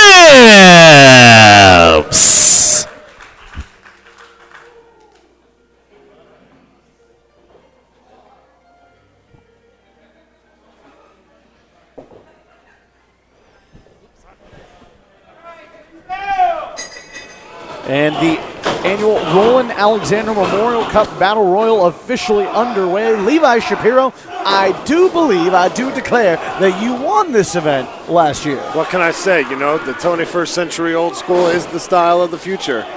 I did it for one of my mentors, Roland Alexander. May he rest in peace. He's my mentor as well. You and I both know that very well, that he was a great human being. He was a great man and a bit of a father figure to both of us and to many throughout California and throughout the world of professional wrestling. But now switching gears to the Battle Royal itself, I got to ask you, as a man who won this event, what are the tactics that go into a matchup of this caliber? Well, you got to keep your, keep yourself out the middle and make sure that you're not playing around too bad with anybody. So make sure you stay strong and try to get anybody out and anybody chance. Don't trust anybody. Very astute observation, my friend. Look at Big B right there. The Big B's got the exact ideas that I would have if I had the stature that he has. He's just hanging out. Sean Sims has the right idea, going and hiding behind Big B. It's quite sensational, if I might say so myself. But now Bat Boy targeting Big B, who fires into the huge Look at the newcomer in here. Joey Gonzo has a nice showing going on for himself right now against, Bruno. Bruno B going head first. Oh, wait, no. Bruno B's tights are they're definitely Bruno worthy. If you catch the reference right there. Yes. Catch the reference. Absolutely. Oh, and there goes Bat Boy. Oh, that's upsetting. Bat Boy had a great showing last night at the Young Lions Cup. I was hoping he'd make a splash today. Drew Bat Boy Vincent has been eliminated. What an amazing event the NorCal Hall of Fame ceremony is every year, and not only a great event to induct the luminaries that have given so much to professional wrestling in the Northern California territory. Keep your eye out right here. Just Zach. Oh, he was on the apron fighting for a chance. Just Zach has been eliminated. Has just been eliminated. But as I was saying, great event to honor those who've paved the way before. And now we've got, of course, this amazing wrestling event, a great card in store tonight, featuring matchups from every single one of the Northern California territories. Indeed, John Roberts. It's going to be a good one. It's going to start off with this awesome battle royal, set the pace for a great night of wrestling action. You'll get a little taste of what the NorCal scene has to offer, and I'm looking forward to it, quite honestly. Well, this ring is still full of superstars, but there you see Bruno B. Bruno B. has been eliminated. See in there, you see right now, you got Joey Gonzo throwing some chops. Misses with that one, and it's the sensational Sean Sims biting at the face of Joey Gonzo. You see Enki still in there as well. And you see the only female competitor right now, Miss Hammer. Was it Liza? Liza Hammer? Liza Hammer in danger of elimination at the hands of D. Rogue. Oh, and there she goes. D. Rogue giving her the slap of a lifetime right there. Eliza Hammer has been eliminated. Right there, powerful. Looked like he was trying to get Baby Powder Craig off. Not able to, though. D. Rogue with an amazing showing last night in the Young Lions Cup tournament. Look what's going on here. Everyone's getting a headlock. It all started on Too Fresh. Someone call Sleep Train because the sleeper train is pulling into the station. That's poor humor, John. You're absolutely right, it is, but it's effective nonetheless, just like that chin breaker. There you go. Everyone's scattered. I don't think it was that bad. Too Fresh is standing, and he looks like he's going around.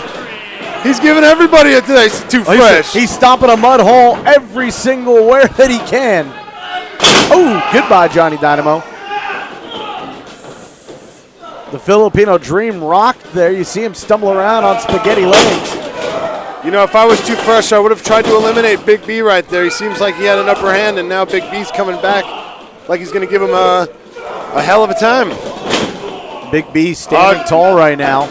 Oh, I was hoping better for Joey Gonzo, but he was done. Joey Gonzo has been eliminated. And down goes Enki. Down goes Enki. Oh, good Lord. Oh, impact on the knees. He saved himself.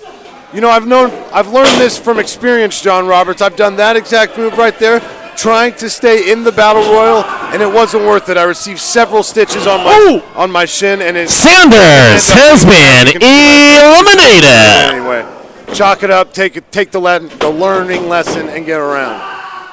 Patrick Fitzpatrick looking strong right now. Baby Powder Craig right now reaching for anything he can to make sure Johnny Dynamo doesn't eliminate him. Dynamo trying to get the elimination. Enki now targeting Patrick Fitzpatrick. You know, John, as we start to eliminate some of the field here, I think we're starting to see some clear players. Who do you think has a chance? Oh, I think Big B's got a chance, but right now he just got sandwiched between sensational Sean Sims and Patrick Fitzpatrick. But look at this, Big B still standing tall. Yeah, he didn't decide he wanted to be in the pile for long. Too fresh, looking good right now, and here goes D-Rose. Boom, with a huge attack in the corner. Everybody's still hanging out in there. Like Too fresh, looking to fly. Big splash in the corner. Oh, wow, there. Oh, but Sia Fresh. No, Too Big Fresh B takes the opportunity. Big B has been eliminated. Eliminated right there. And that's it. Inky has been eliminated. One of the Patrick Fitzpatrick has been eliminated. Big man go out like that, but we still have, look at that. Sensational Sean Sims is laughing at them. He's the biggest man in this ring right now. Oh, good to see you, Patrick Fitzpatrick with a shake of the hand. Levi Shapiro, and looked like I was going to get backhanded. Well, you're not old school. I appreciate old school. I've got vintage tattoos. Sean Sims has been eliminated. Alpha Zo has been eliminated. Oh, what's going on now here? We got D-Rogue, DJ Fresh, Johnny Dynamo, and Baby Powder Craig. In there. Forearm shot from D-Rogue to Craig. D-Rogue went straight for the Baby Powder right there, and he wants to make sure that he's seeing stars. Well, does Baby Powder actually add more impact if you rub your hand up with Baby Powder before you smack someone? I think you've seen many times where Baby Powder has helped me in my career, John Roberts. I thought that was salt. Well, you may say salt when it is in fact Baby Powder. A little peek behind the curtain there with Levi Shapiro tonight. Well, salt doesn't have a flow like that, Oh, drop kick into the gut there from Craig. Says nobody messes with him, but what happens right here? D-Rogue messes with him. Oh, he saves himself. Oh, I'm surprised. Looked like he was about to be eliminated for sure. D-Rogue looking for the forearm. Oh, and downstairs goes Craig as these two battling it out right there on the apron. On the other side of the ring, you got Too Fresh and Johnny Dynamo going super kick. Oh, Baby Powder Craig Williams has been eliminated. Craig, down goes Craig. Baby Powder Craig is down. Standing tall right now. Hey, Craig. The D-Rogue Nation. Oh, and here's a matchup I'd love to see. These two tore it up last night in the Young Lions Cup tournament. Now they're going to go at it one-on-one in the center of the ring, rocking and rolling with right hands. Too Fresh looks like he's getting the upper hand right here. Ducks the clothesline. Oh, and we see that impale move again. Jesus. Too Fresh. And out goes D-Rogue has been eliminated. To Johnny Dynamo and Too Fresh. Well, definitely a young lion that showed a lot of heart last night, along with Johnny Dynamo tonight. Dynamo looking for the clothesline. Nobody home. Here comes Fresh with a big clothesline. And finally knocks Dynamo down. The Filipino Dream still in it, though. Maybe not for long. And a drop kick. Whips Johnny Dynamo off the ropes. Goes for a hip toss. Beautiful execution in the center of the ring. Dynamo up to his feet. Downstairs goes Fresh. He's going for the impaling move again. Johnny Dynamo slips him up. Oh, wait a minute. Big slam. Oh, and Johnny Dynamo now. What's this right here? Dynamo going to drive the elbow 10 times into the heart of Too Fresh. There's 3, 4, 5. See, this is when I would move. Poor Too Fresh. How is he going to take this abuse? And Dynamo with 10 elbows to the heart of DJ Fresh. And he doesn't go for the pin after. That's one thing he's missing right there. Well, yeah, it's an over-the-top battle royal. Levi. Well, you got to pick him up and then throw him out then. It looks like Dynamo wants to add a little bit of emphasis here, an exclamation point. It looked like he was going for that suplex. Instead, a big right hand. And Dynamo trying to get his wits back about him. Looking for the elimination, perhaps? No, going face first into the turnbuckle with DJ Fresh. Here comes Dynamo now, a head full of steam. No, wait a minute, up and over. See, look what happened. He was playing games, and it looks like Too Fresh was a little smarter than him right there. Oh, Fresh with the big forearm. Dynamo in danger here. Another big forearm. Dynamo in danger of elimination. Fresh rocks him again. Fresh so close to winning the Roland Alexander Memorial Cup Battle Royal. Oh, Dynamo with the low bridge. Fresh able to land on the apron. Precarious position for both these competitors. Wow, this is a big deal for these two young guys right now to hold such an honor of winning the cup, but oh, Dynamo. What's it going to take to get him off the apron? Exchanges of right hands. These two unloading on one another. Oh, the double headbutt.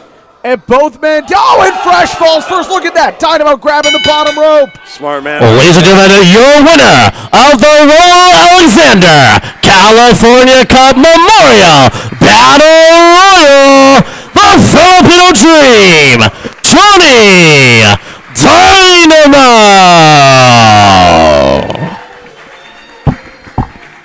Johnny Dynamo outlasting and surviving here tonight, the winner of the Roland Alexander Cup Memorial Battle Royal. Indeed, you see him give him that nice nod on the armband right there. That armband's for Virgil Flynn III. That's right, who we honored earlier tonight in our NorCal Hall of Fame 2018 induction ceremony in a class unto his own as he lived his life, Virgil Flynn.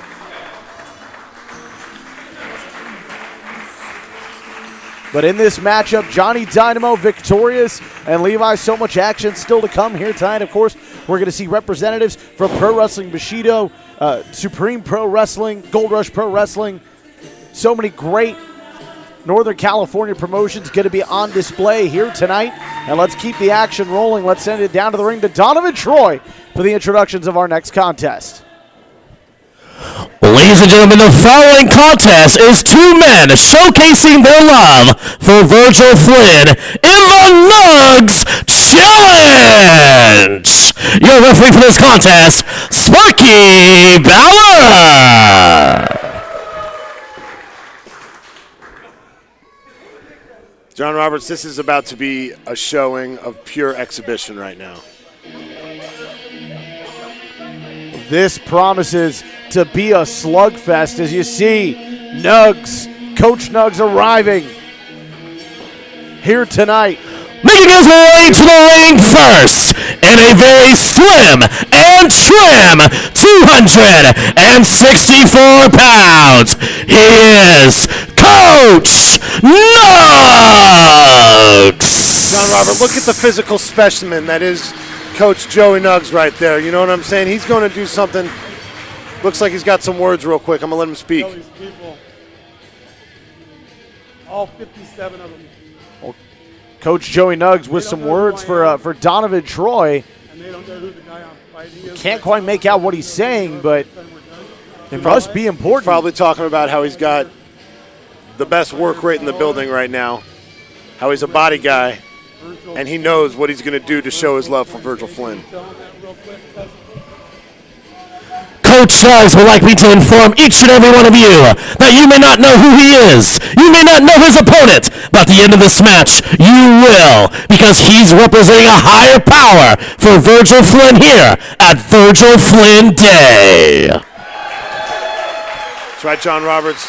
Coach Nuggs says it's Virgil Flynn weekend, baby. And his opponents.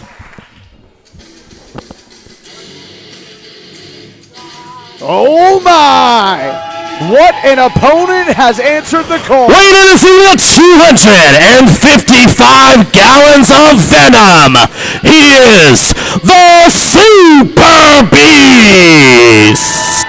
What a man to answer the Nuggs challenge on behalf of Virgil Flynn. Look at the Super Beast. What a specimen. Super Beast, one of the largest athletes in Northern California today. By all means. And he Venom. looks to be in the best physical shape of his life, as he always appears to be. Well, I can tell you one thing. Coach Nuggs right there, looking slim, looking trim, look like he's going to show some whoa. What? Oh, he's got something going right here. He wants to show him.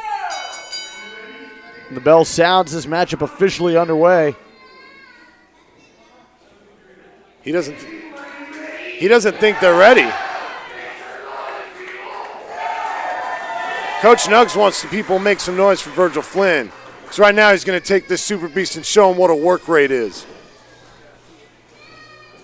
Well, Coach Nuggs, one of the most respected athletes, not only in Northern California wrestling history, but in all of professional wrestling He's history. a Hall of Famer. Absolutely. He's a NorCal Hall of Famer.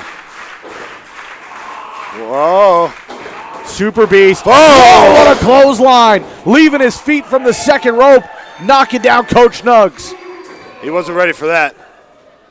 Super Beast again going to the second rope, and I got to applaud the tactics here of Super Beast. Trying to get as much behind those clotheslines as he can. Those are the ones. Those are the ones for love. And Nuggs kicking out there. Says no. Super Beast again going to go back up, this time to the top rope. How often do you see a super heavyweight like Super Beast leave their feet from the top rope? That's what he's got to do for Nuggs. Knocks down Nuggs, but not for long. Nuggs again quickly back up to a vertical base. Huge splash in the corner. And Super Beast in control early on. Look at this right here. This is two guys going at it for Virgil Flynn right here. Oh, Nuggs fires him with a huge elbow, and look at the way he just rocked the head of Super Beast. You know what we say to that one, John Roberts? We go boom, boom to that one. That was world class, exactly. Boom, boom. And Nuggs in control, driving the double axe handle into the spine. He says, come on, take the challenge. Take the Nuggs challenge. Whoa. I like this guy. He's got it going on. Well, Super Beast seemingly, oh, good Lord, really out of it. Big cane right there, straight to the neck. It even looked like it caught part of the throatal region. Well, you know, I'm going to tell you this right now. Coach Nuggs, he's been around for a good chunk of time right now. He's lost a lot of weight. He's looking great. He's getting busy with his 20s. You know what I'm saying? Suburban Commandos, Stoner Brothers. I've had the pleasure of knowing Coach Nuggs over the last 10 years, and I got to say he seems to be in the absolute best shape of his life right now. And he's got the whole thing going on. The Nuggs Challenge has been going on for many years already, you know, around Hood Slam, at Virgil Flynn Productions. And he brought it here right now to the Hall of Fame. Nuggs fires in with a big right clubbing blow across the sternum.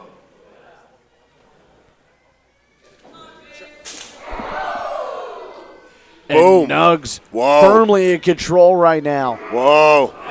Super Beast trying to turn the tide, though, and now driving the shoulder. And this is exactly what Super Beast needs to do. He needs to keep the momentum going. He needs to keep the speed and rate of this match up. That's the only way he's going to take down a big monster like Coach Nuggs. And Super Beast flying fast. He's doing it. Look at that. Not enough. Coach Nuggs is still standing. But for how much longer can the crafty veteran maintain his composure against the Super Beast? The Super Beast is pure venom, and I think he might be the one to finally take the Nuggs challenge. Look at that, though. Look at the Irish whip reversal into the short arm clothesline. That's it right there.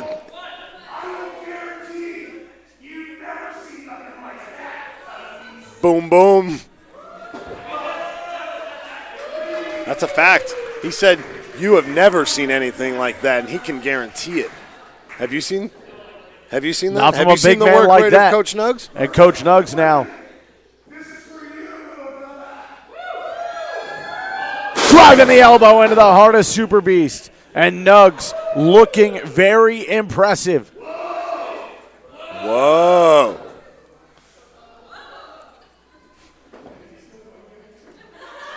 I was asking if someone's stealing his whoa gimmick. That's his gimmick. Well, it looks like Nuggs doing his own commentary on this matchup, and I'm not one to complain about it. No, you know, Nuggs always has that nice style. He's very vocal from the ring, and he really dictates the crowd. It's great. That's veteran right there. Nuggs with the elbow to the heart, and now a cover, referee in position. And that's going to do it. Nuggs picking up the victory here tonight. And your winner of the Nuggs Challenge, Coach Nuggs! Nuggs with an impressive victory here tonight over the Super Beast.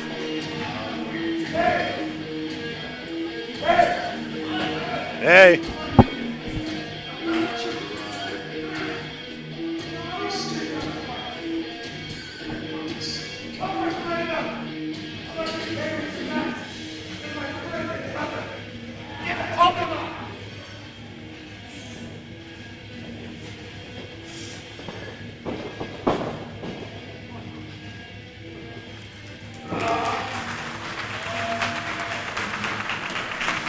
And the ultimate sign of respect here for Virgil Flynn III right there.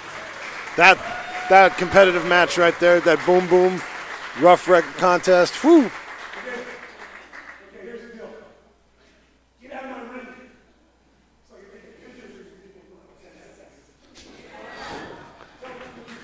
And it looks like it's a Kodak. It is now an exclusive picture time with your winner of the Nuggs Challenge, Coach Nuggs! Every second of this. You know, he usually charges hundreds of dollars an hour for this. He's giving it away for free after that. All for his love of the little cuzzy, Virgil Flynn III. Well, big ups, big respect to Virgil Flynn III. Look at that. Class act right there. Hey, y'all. Hey, y'all. God bless you all. I had fun. Awesome. Beautiful.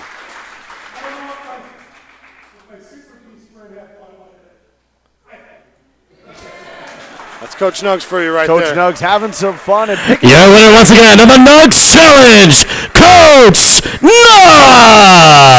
Nuggs! Coach Nuggs remaining undefeated in the Nuggs Challenge. Ladies and gentlemen, the following tag team contest is scheduled for one fall, and it's for the East Bay Pro Wrestling Tag Team Championship. Your referee for this contest, Steven Chavez.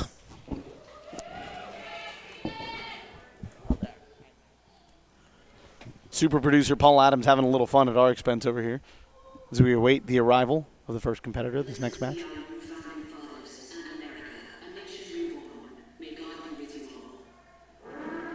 Is this the commencement of the first annual purge? I know we're a few days away from Election Day. It might be.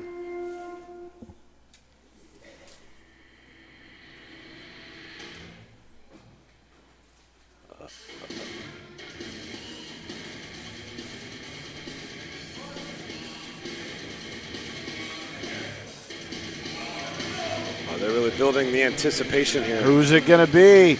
Who is it, Levi Shapiro? It's the Bike Club. The Bike Club.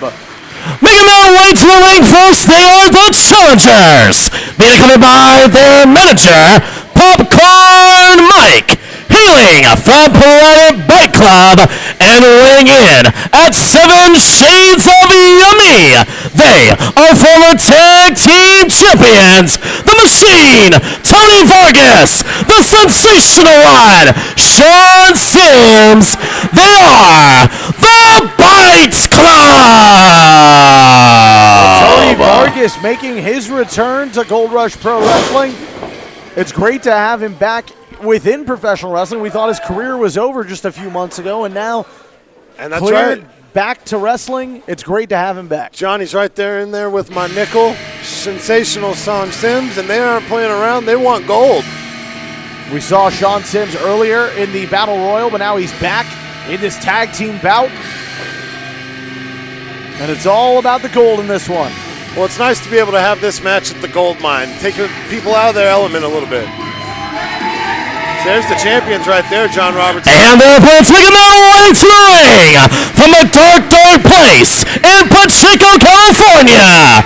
They are the current, reigning, and defending East Bay Pro Wrestling Tag Team Champions, the Black Cat, Joey Smoke, Dark, Leon Ikuza. They are Cat Nasty. Joey Smoke and Leon Ikuza here tonight. Indeed. Set to defend those East Bay Pro Tag Team Championships. They tend to do it. Leon Ikuza, a graduate of the Devil Mountain Wrestling Academy alongside of myself, and into the East Bay Pro Wrestling Academy, which has been long-standing over there in Pacheco, California. I've done it a few times on the loop over there. Nice little academy if anybody in the area wants to check out and become a professional wrestler. Maynard Skinner's got the crew down there. And this tag team match is going to show you just a little bit of what's going to happen down there in Pacheco, California. You know, I know that Cat Nasty normally has their own manager, Steve. I don't know if you're too inclined with it. I don't know I believe Steve. it's a cat himself. Okay. But he's conspicuous by his absence tonight, and I'm wondering if he's okay. I'm gonna have to go check my sources after the show. Oh, I know you Joey Smoke. I know you are a fan of the cats. I know you're a friend to cats and felines everywhere. I'm more of a fan of cats than I am of popcorn. Levi Shapiro hates popcorn. I don't know if you know this. I did not know this. You know, We've known each other for, what, 9 years now? 8 years, something like that? I had a bad experience with a clown one time, and it involved a lot of popcorn. Do tell us. Share it with the world. We're live on I'd YouTube.com rather / Gold Rush Pro Wrestling. I'd rather not, you know, but just know that one time it changed my life, and I'm not a fan. Not even with butter? Levi Shapiro hates popcorn. Not even with butter? What about kettle corn? No, that's Levi Shapiro hates popcorn. Caramel corn. John Roberts. Yes, Levi Shapiro. Am I going to have to smack you in this commentary booth tonight? I don't know, maybe. The bell sounds and this tag team title bout officially underway. I feel like you're saved by the bell right there. I absolutely was. Thank you very much. Also, Zach Morris is trash. Well, you know. Sensational Sean Sims starting it out for the Bike Club against Joey Smoke right here. The nice collar and elbow lockup, John Roberts. And Sean Sims getting the better of that exchange. I haven't seen Joey Smoke in quite some time. The last time I saw him compete was in an all-pro wrestling ring a few years ago, but he looks to be doing all right. He looks to be great. He's a champion. And he's a champion now, his career on the upswing, along with Leon Ikuza. Smoke now into the ropes, head full of steam, big shoulder tackle, but nothing doing. Seemed to hurt himself on that one. Well, he does have that shoulder pretty heavily well, that's bandaged. the other shoulder, but, I mean, you know, it sets you off balance. Well, shockwaves can go through your shoulder blade exactly all the way to the other arm, and that appears to be the case here. Sensational Sean Sims is unfathomed right there. It's unfazed. Just says, I'm here. Lay down and I'll pin you. Sims now, the head full of steam, big shoulder tackle, knocks down Joey Smoke. Runs him over like just a freight train.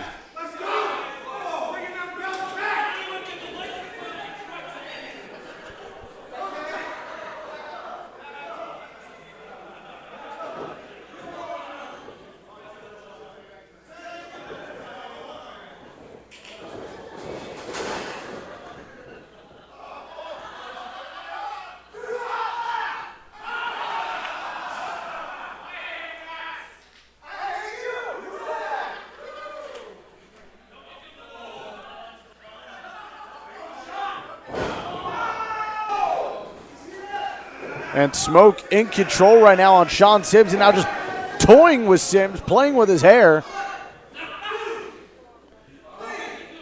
As the referee trying to get control of this matchup, Smoke utilizing those ropes to his advantage. You know, Dark Leon, like a little cat right there, he keeps trying to approach Sean Sims, and he keeps getting scared back into his corner. Smoke looking for the Irish whip upcoming. No counter by Sims. Sims looking for the big splash. Nobody home. And Sims in trouble here. Looking for the neck breaker was Smoke, not able to get all of it. Shot to the gut right there. He's going to give him a tall order. He's trying to suplex the big man. Nothing doing on that vertical attempt. Sims goes downstairs with a couple of shots. You got to give Joey Smoke credit. You got to give him credit for that eye rake. He's trying to do what he can. He thinks he can suplex the big man. So we see Leon Akuza right here. Akuza messing with Sims, and now a kick to the back of the head. You know, he was always such a nice kid whenever I ran into him down at East Bay Pro back in the years. Now he just seems to be very, frazzled, and he wants to mess with people's hair. I think he's turning into a cat. A full-fledged speciesism turn. I think so. Into a cat. I think so. Oh, Joey Smoke goes across, unphases the machine. Look at that face right there. Tony Vargas was not impressed with that shot. Well, I'm not surprised he's not impressed. Tony Vargas, one of the toughest competitors to ever step foot into a 20-by-20 squared circle. And he looks anxious to get in there and try and claim those tag team titles that are on the line tonight. Of course, the East Bay Pro Wrestling tag team titles on the line in this matchup. Indeed, John Roberts. Leon Akuza has been around in East Bay Pro Wrestling for a while. For him to get his first title, it's a pretty big deal for him. I don't think he's going to give it up no matter who's in the ring with him. Vargas trying to follow it in, and now look at this. Ooh, what a backbreaker. Now biting at the face of Leon. No, just dragging him. Look at it. He's just dragging him along the ropes right there. Hooking him up. Oh! Oh, my goodness. What a clubbing blow from Akuza. And he comes off the ropes and just clotheslines him right in the center. Ooh. He's just hung up right there and gives him a kick. Right into the temple. Oh, there you go. Nice ring positioning right there by Leon Akuza. Very smart. Tony Vargas just playing around with the cat. Oh, what a clubbing blow. And Akuza in trouble here as Vargas firmly in control of this matchup. Sends Leon Akuza for the ride. Irish whip. Akuza firing back in. Trying to use that speed and agility. Nothing doing, though. German release suplex from Vargas. I think he just took about 7 5 minutes have elapsed in this contest. 5 minutes have elapsed in this championship contest. New tag team champions here tonight. Could be. Bike Club and well in control right here. Leon Akuza could really use a tag, although it doesn't look like Joey Smoke is really ready for a tag at the moment. No, you're absolutely right. He looks a little worse for wear following the punishment he not only received when he was the legal man in the match, but also on the corner, on the apron. And now Sims so close to putting away Akuza. Yeah, Joey Smoke running in there, making sure that Sims didn't get the pinfall. Akuza with a right hand trying to fight his way out, but nothing doing. Sims in control. Stalling here with the vertical suplex in perfect position. No, turning it into a pendulum driver. And now a hook of the leg, trying to put him away. No, in comes Smoke to break things up just in the nick of time. You know, if that continues to happen like that, the Bike Club's going to have to figure out a way to keep Joey Smoke out so he's not going to be able to break the tag much longer. Vargas now with a kiss for luck and a big right hand to the heart of Leon Akuza. Oh, Akuza with a rake of the eyes. Using the claws. The cat-like maneuver of Leon Akuza, and now going after the throat of Vargas. Oh, look at this. Vargas with the head scissor grabs the arm, maintaining pressure, but a quick roll through, a quick reversal. That's some wrestling right there from the machine. And from Leon Akuza, great reversal, back into control of the matchup. Oh, Leon Akuza sure trying his hardest right here. Doesn't seem to be getting the best of Tony Vargas.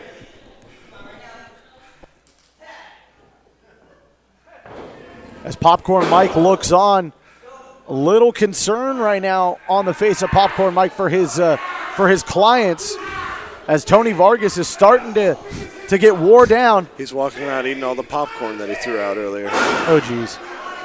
I'd like some popcorn. Levi, would you like some popcorn? I hate popcorn. Whoa, Vargas right here. What is he doing? Vargas, a one-man wrecking crew, trying to fight back against the tag team Whoa, champions. I don't know. I don't know what's going on. Leon Acusa seems like he wants the tag belts. He throws them in. What's going on right now? The tag team title belts coming into Popcorn play Mike for. is. Oh, no way. Popcorn Mike was distracting.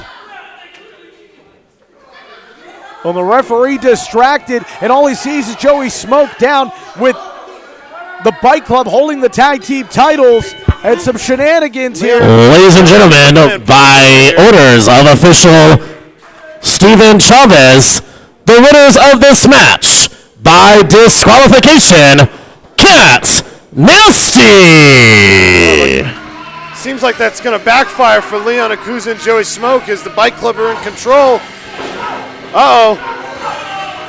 What's happening here? Catapult into a super kick. My goodness. That didn't seem like they won the battle right there, but they won the war by keeping the tag team titles, John Roberts.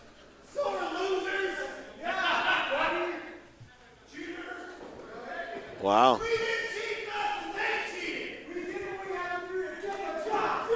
Well, Leon Acusa, I may not agree with the tactics, but I got to agree with his point. They did what they had to do, and they are still. And once again, your winners of this contest by disqualification, and still East Bay Pro Wrestling Tag Team Champions, Cat Nasty. Nasty going to walk out of here and head back to Pacheco, still the tag team champions. Well, I know that Maynard Skinner's going to have a lot on his desk on Monday morning having to deal with this whole fiasco. The Bike Club are going to be sending all sorts of reckless what have you to the commissioner.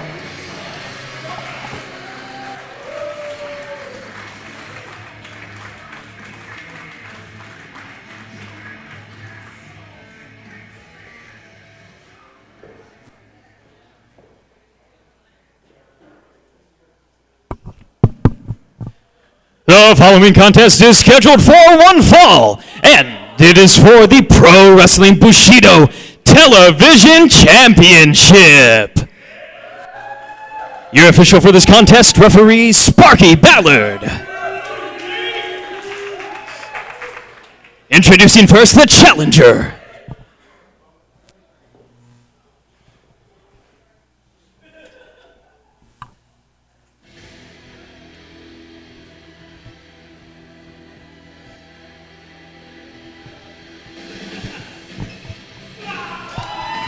And it's Daniel Heckin Torch, baby. From Modesto, California, weighing in at 160 pounds, Daniel Torch. Daniel Torch with some ultimate respect here tonight, Levi Shapiro. You see the gear that Torch is wearing. It was gear that he thought he had retired, but he brought it out of retirement for one more night to pay tribute to his former tag team partner, the late, great, now NorCal Hall of Famer, Virgil Flynn III. Of course, you see Torch wearing the gear of his tag team, Salt and Pimpin', which is one of the best tag teams in California history. Indeed, indeed. I've had a great couple of battles there at APW. I think we've And his opponent. around, and it was good times. You know, I think they had a nice touch, and we're a nice tag team, like you said, John Roberts. But tonight it's all about the television title for Pro Wrestling Bushido. And there you see the champion. From San Diego, California, weighing in at 195 pounds, he is the reigning, defending Pro Wrestling Bushido Television Champion, Ezra, in all caps. And Ezra, in all caps, the current Bushido Television Champion, set to defend the title against Daniel Torch, who, if memory serves correctly, has held that title before on more than one occasion. Indeed, Areno. Daniel Torch has held that title. He's one of the star students of the Pro Wrestling Bushido Academy, and Ezra is hoping that he can all caps his way into that spot right now. Well, will the cap locks be on, or is Daniel Torch going to silence Ezra here tonight? I think we're about to find out, John Roberts.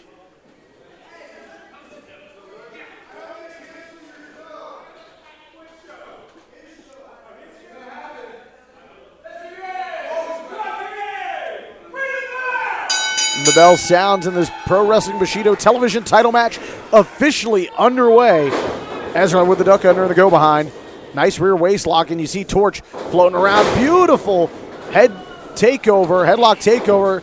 As you see these two trying to jockey for position, exchanging hold for hold early on. You know, John Roberts, I've known Daniel Torch since he first came in. We kind of trained around the same time, and it's very interesting to see how his style has evolved because you see he's a very small kind of guy, but he relies on his size for what he has, and he definitely wiggles his way around into some good maneuvers.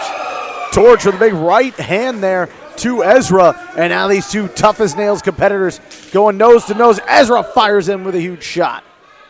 And how about Ezra, this young man, only been wrestling for a couple of years. Nice leapfrog there, drop down attempt. Torch able to get out of the way. Drop kick, nothing doing. But Ezra, just a couple of years in, great showing last night in the Young Lions Cup tournament, already holding gold early on in his career. But a little back and forth right here, John Roberts. It seems like they train together. They know each other so well. Back handspring, Torch jumping over. Looking for the clothesline is Ezra. Torch counters, trying to go for the backslide. Can he get the big man over? Irish whip. Ezra looks for the line. Nothing doing. Drop down. Oh, huge back elbow into the face. And Torch rocked on that one. Ezra getting the all caps at the end of that exchange right there as Daniel Torch is in the corner. He's eating a couple heels, if I may say so. And now Ezra firing in with a couple of huge boots. Ezra lives his life with exclamation points 24/7, 365. What a boot to the face there from Daniel Heckin Torch. Torch now trying to pick up the pace, trying to outmaneuver and outwit the current Pro Wrestling Bushido television champion. Torch with a springboard cutter. Beautiful execution. D-Torch versus the world indeed. Torch now into position for the cover. A hook of the leg. Could it be no? Sorry, John Roberts. I'm just trying to keep up with all this action going on right now. I can't call it as fast as you can. That's why you're the analyst. Daniel Torch is in the hand right now. He's using his veteran tactics to catch the end of that one right there with a nice stunner off the second rope. Slowing things down, if I may say so. That's going to help Daniel Torch in the long run. In the cardiovascular department, who do you give the advantage to here at this point? Well, I think it goes either way. You know, Daniel Torch, like I said, I've known him since we started, and he's worked himself into his own style where his body is where it is, and he gets it done. As where Ezra looks like he's got Northern Light some good cardio. suplex. Could it be no? Ezra almost found his television title reign in jeopardy there. And now Torch in control. Ezra fires in with a right and a European uppercut. Torch is rocked right now, but a drop toe hold coming into play at the right moment. Just a cocky slap right there from Daniel Torch. Torch trying to get this crowd back into the matchup in support of D-Torch here tonight. Fires in with a huge boot to the face. And a nice little pose for the crowd after. And now a hook of the leg. Might have taken too much time, though, with that pose, and it could have cost him the television title. You see, if he would have gone for the pin instead of doing the little dance, he might have got the win. Got the belt, got the girl. And now Torch going outside. Ezra's back up on his feet, though, John. Torch into the gut with a shoulder tackle. Floating in. Torch with a head full of steam. Ducks a clothesline. Torch. Oh, can't get out of the way of that huge boot, though. Right into the chest. And Ezra is firing back. Ezra trying to regain control. Huge back body drop. And did you see the way Torch landed on his side? Definitely. It's very Ric Flair style. Torch in danger here. As Ezra trying to retain the television title. Beautiful vertical suplex there. And Torch's body has got to be racked right now in excruciating pain. But he's able to find a way to fire that shoulder off the canvas. John, these two guys are fighting very hard for this Pro Wrestling Bushido television title right now. They're trying to take every ounce of energy they got. Ooh, and look at that. Ezra stomping away at the face of Daniel Torch. Definitely seems like it's going to start Ezra is going to start reaching into the bag of goodies to get any chance to get his way out of here with the belt. Ezra with a huge forearm. And as you mentioned, dipping into that bag of goodies, will it pay off? 5 minutes has elapsed in this contest. 5 minutes has elapsed in this championship contest. Ezra wanting one more time. Able to connect. Those are big. Ezra calling his shot. Going to try and put Torch away. No, he got caught. He got caught. And Torch going pillar to post. No. Able to escape is Ezra and leap up with a huge knee out of desperation. And now both men are down in this Pro Wrestling Bushido television title contest. I feel like the energy tanks are almost drained on both these competitors right now, John. The crowd's going to have to fill them up so they can try to get the pinfall on each other. Ezra able to crawl to a cover, hooks the leg, but only leads to 2 as this matchup continues. A great back and forth matchup here in the gold mine tonight. As you see Ezra back to a vertical base first. Ezra gonna try and put Torch away.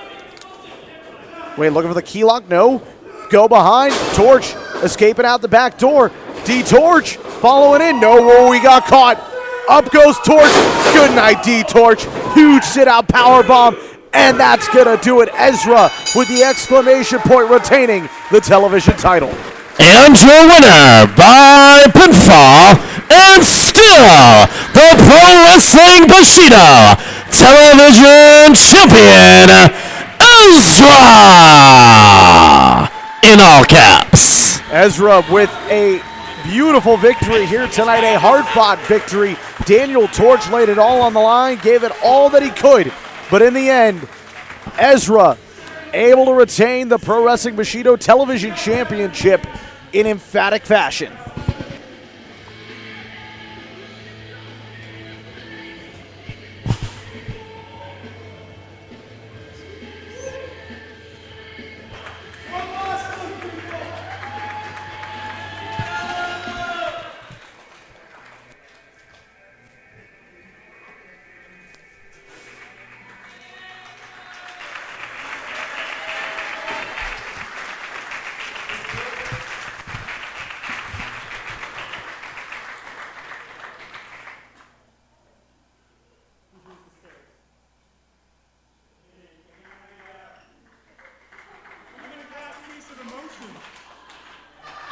Daniel Torch in a glass case of emotion.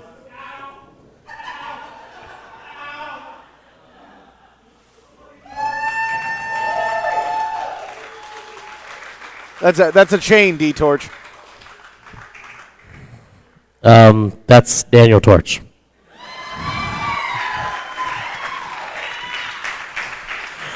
Ladies and gentlemen, the following tag team contest is scheduled for one fall. And it's for the Virgil Flynn III's Productions Tag Team Championship. Your referee for this contest, Steven Chavez.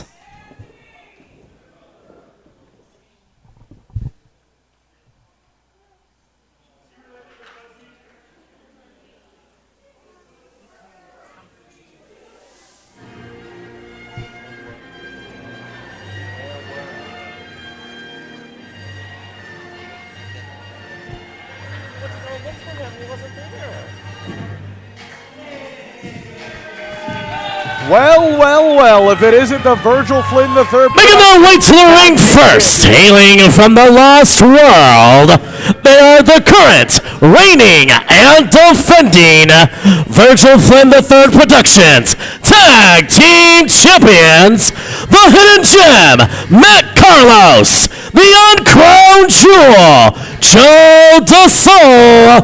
They are the Lost Treasures.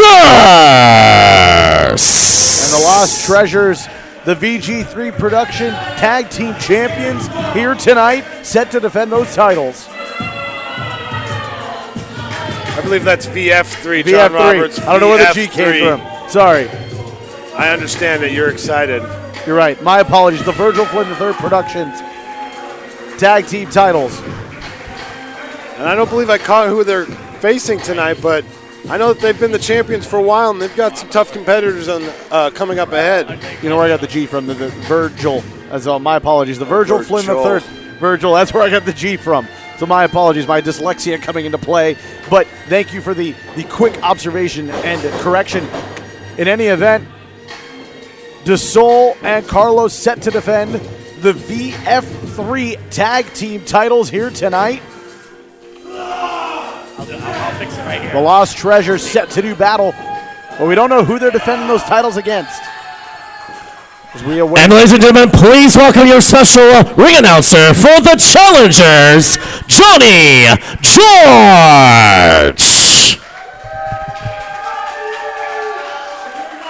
Johnny George with the Virgil Flynn 3 Productions crew coming here to be a special guest ring announcer.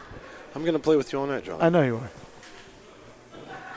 I'm sorry, I'm dyslexic, okay? It happens. All right. Introducing your challengers for these titles. From Sacramento, California, at a combined total weight, 334 pounds. Here are Chris Blaze and the protagonist, Evan Reed.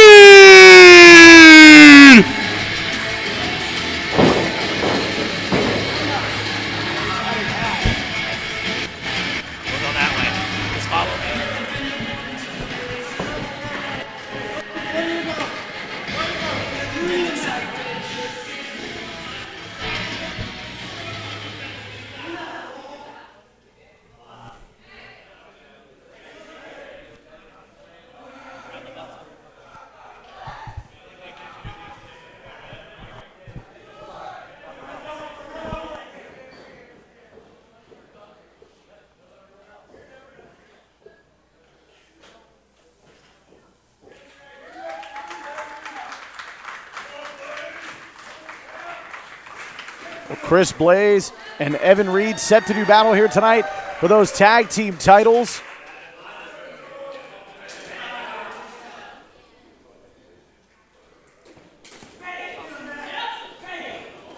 You know, these two guys coming out of the Virgil Flynn III Productions Training Academy, and I believe it's a big opportunity if they can dethrone the tag team champions here tonight.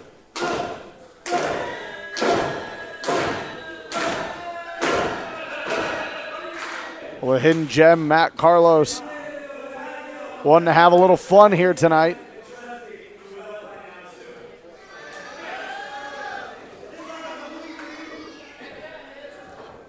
Matt Carlos playing a little games to open up this game right here.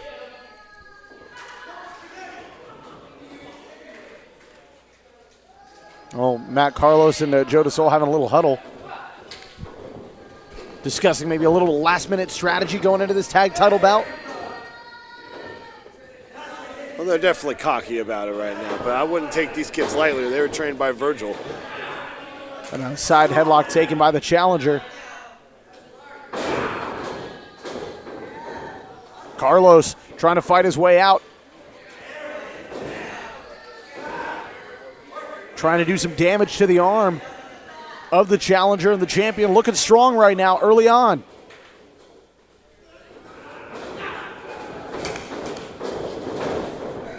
And Carlos having to run away, though, as the tide turned there momentarily. Indeed.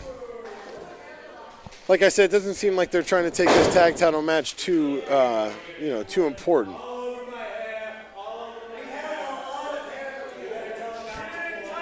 I will give Joe DeSol and Matt Carlos that.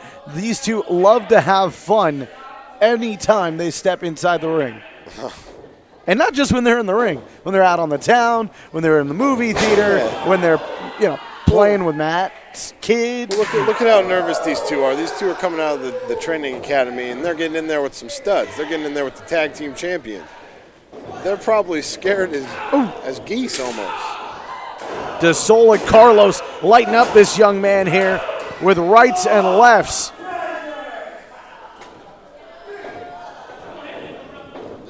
These This young student right here can really use a tag, I can tell you that. Absolutely. Blaze standing on the apron, desperately want to get into this matchup. And Joe DeSole rocking him with a huge forearm. DeSole in control right now. Belly to back suplex, center of the ring. DeSole into the cover, trying to retain the titles. Nope.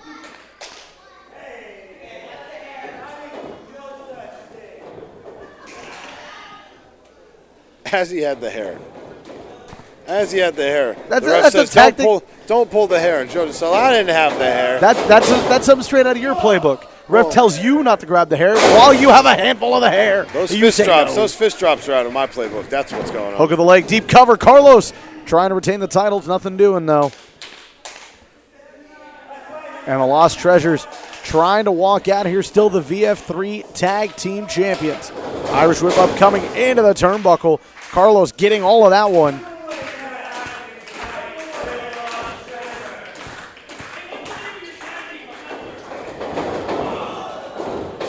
At a back elbow as the challengers trying to fight their way out. Here comes Carlos, a duck of the clothesline. This young man, double knees, and now Luthez press with the huge right hands in the top mount position. They're getting excited right now. He's coming over. He's bringing it over to his tag partner. Taking him over to the There corner we and the go. tag, and in comes Blaze. Working together in unison. Double whip off. Double back elbow finds its mark. Indeed. 1.5 count right there, John Roberts. And Carlos taking exception to what he's seeing from this young man. Blaze showing some great athleticism with that kip up and now ducking away and finding an opening. Up he goes. Beautiful Hurricane Rana. Oh, this could be it. This could be a new tag team champions. No. Blaze with a big right. Carlos rocked here as you see the head snap back following that huge right hand, and now the big forearm. Blaze getting him set for the ride. Irish whip. No, there's a counter and reversal. Blaze hanging on. Carlos going to follow in. Drop toe hold. Over the ropes. It seems like he's got an idea right here. He's going to shoot off the ropes. He got caught up. Looks like he was going for like a 619, but the inexperience got him. Oh, Matt Carlos was a huge lariat right there, right? Huge lariat. The Hidden Treasures seem to be in control right now.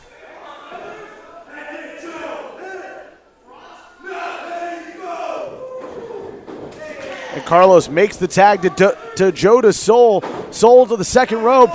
DeSole and Carlos working in tandem to try and retain the tag team titles. That's gotta be DeSole it. for the cover. Deep cover. But only a 2 count. The challenger is able to break things up. Oh, and now behind the official's back is the official dealing 5 minutes have elapsed in this contest. with the distraction. 5 minutes have elapsed in this championship contest. DeSole, huge knife edge chop across the chest. Man, really putting some leather right there on this young kid's chest right there. Right there is where it happened. DeSole in control. No way, Blaze able to avoid the maneuver and now rolling through. Go behind into a Connor roll. Oh no, DeSole picks the leg and now going into the headlock. And now trying to go for the crossface. There it is. DeSole with the crossface locked in. Smart veteran move by Joe DeSole right there, knowing his ring positioning and knowing where he can go from the feet to the head. DeSole rocks him with a huge forearm. Sets this young man for a ride into the ropes. Duck of a clothesline. Swinging around. Here we go. Using that agility and speed. Nice step up in Seguri. Out of desperation. He's got to get on the upper hand right there. He can't lay low and just sink in. He's got to get the pin. Oh, and look, the challenger, unaware of his surroundings, definitely showing you how out of desperation it was starting to crawl towards the wrong corner.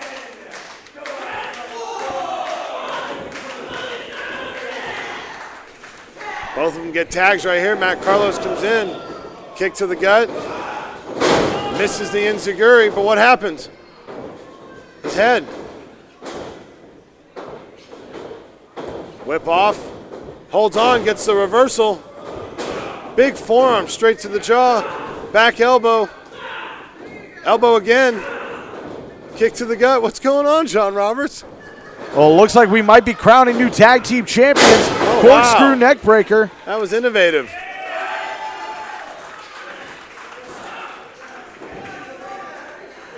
As the tag team champions are trying to work on each other. Off the ropes. Big knee into Joe DeSoul's face. As he goes to get his tag team partner up. DeSoul looking for the clothesline. Oh, a duck under. Double team drop kick connecting. Center of the ring. And the challengers looking very strong right now. Indeed they are. They might even have a chance, John. They might even have a chance to take these titles home. How big of an honor would that be for these two? Carlos with a big right hand. It would be a huge honor for these two students of Virgil Flynn III to walk out of here, the tag team champions. Seems like he got his own partner on his shoulders right there. Oh, and in comes DeSoul to make the save. And the Hidden Treasures back in control of this matchup with those back chops. Oh, man. Reminiscent of old school Oliver John. Tornado DDT. No, wait a minute. I didn't get all of it. The Hidden Treasures. Carlos into the ropes. Double team maneuver. Oh, wow. That was deadly right there. And the tag champion's going to roll out of here still. The champions.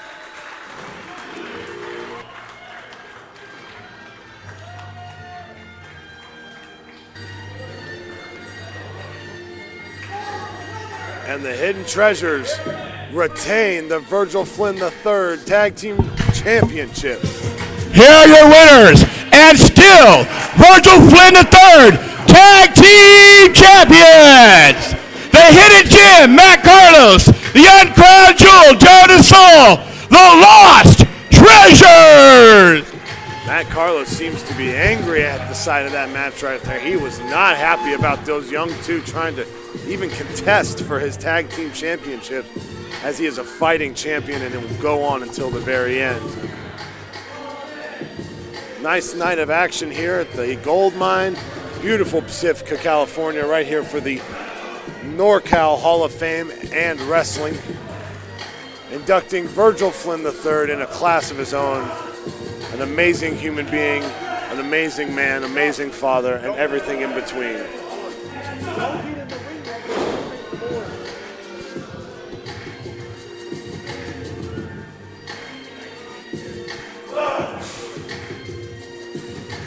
Well, the Hidden Treasures still the tag team champions. Heading back to Sacramento. John Roberts, I think I got to go do something in the back. I think a couple of the people were telling me that I need to go talk to a few of the people to make sure everything's smooth and all right, but I might be back, okay? You might be back? I might be back. All right, I'm you going to do might my be back. best to come back. Levi Shapiro heading out. It's been a great night of pro wrestling action. I wonder if I can get someone else to join me here. There's a lot of great wrestling luminaries here tonight from the Northern California territory. It's been an Wrestling fans, how you guys doing? Pro wrestling action.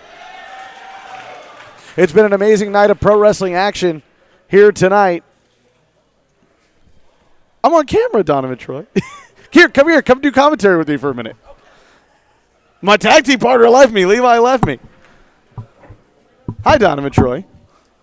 Well, hello. Don't be mean to me. I'm not being mean. I'm just saying, hey, shut up for a second. Give me a nicer cue. Sorry. Well, you were going. In any event, we're right here on camera, buddy. How you doing? Donovan Troy, the voice Donovan Troy. Hey, that's me. It's been a great night of pro wrestling action. Yes, A great, beautiful ceremony to honor the late, great Virgil Flynn III here tonight. I agree. And we've got a couple more great matches scheduled here tonight. Including the SPW Heavyweight Championship is on the line as the Flying Lion, Marcus Lewis, defends the title against the Force of Nature, Drake Frost. I thought it was Dalton Frost. No, it's Drake Frost for this one. Oh, I got told Dalton by. Oh, well, you were told incorrectly. Well, it was wrestling personified Rick Luxury. Oh, well, you know, he has a special way of lying to you. Well, in any event, how about that huge main event? The Bad Boys going to take on the Ugly Boys. And, of course, I'm talking about Boyce LeGrand, the current Dynamite Division champion, along with his tag team partners, the Bad Boys.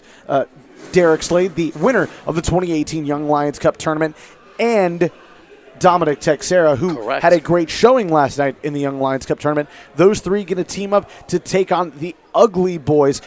why don't you tell him a little bit about Big Ugly and his two behemoths that he's bringing to the ring tonight? Not only the behemoths, those are two sons from the Ugly Dojo, Titus Alexander, Bronson Bishop. They've been traveling all over California and even Oregon to show their dominance as a family tree, the Ugly family tree, if you will. You're absolutely right. And Titus Alexander with a great showing last night, made it all the way to the semifinals of the Young Lions Cup tournament. Came up a little short at the hands of Alonzo Alvarez from Santino Brothers Academy.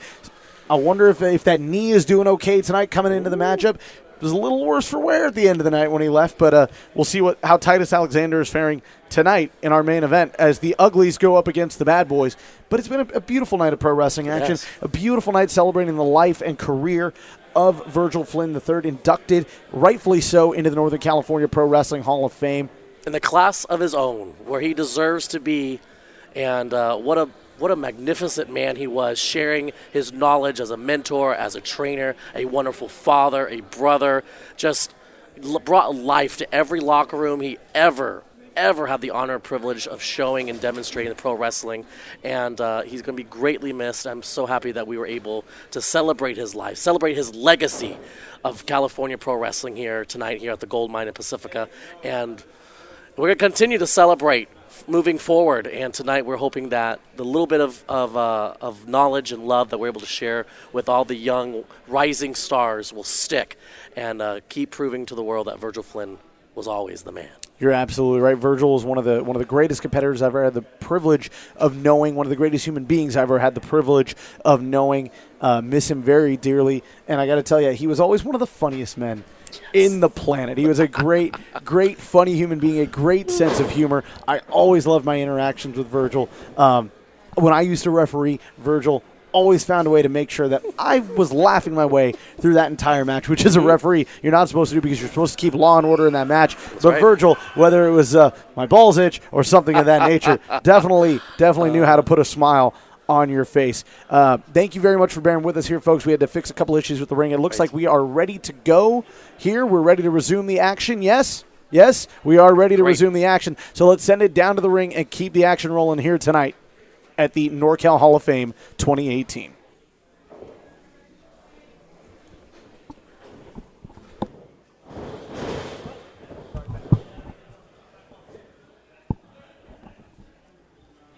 All right, ladies and gentlemen, let's get the show back on the road.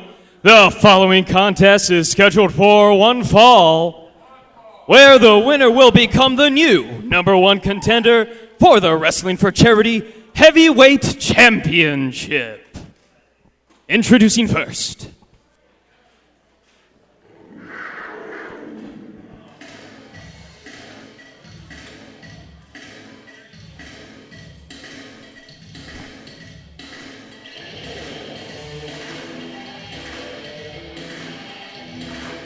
Well, it looks like we're about to crown a new #1 contender to the Wrestling for Charity Heavyweight Championship. Two very game, tough competitors ready to go here. And there you see one of the most flamboyant men to step foot in a locker room in Northern California. from San Francisco, California, weighing in at 209 pounds, he is the slammin' and the jammin' Jerry Gigolo. Jerry Gigolo here with us tonight. And what a huge momentum shift for his career it would be if he became the #1 contender to the Wrestling for Charity Heavyweight Championship.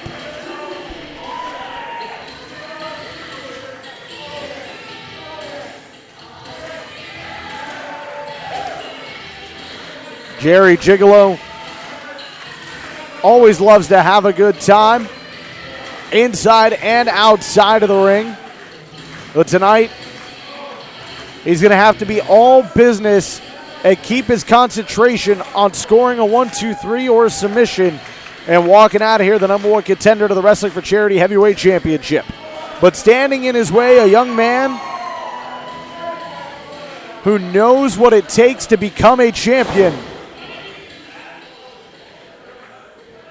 and knows what it takes to hold on to a championship. And his opponent,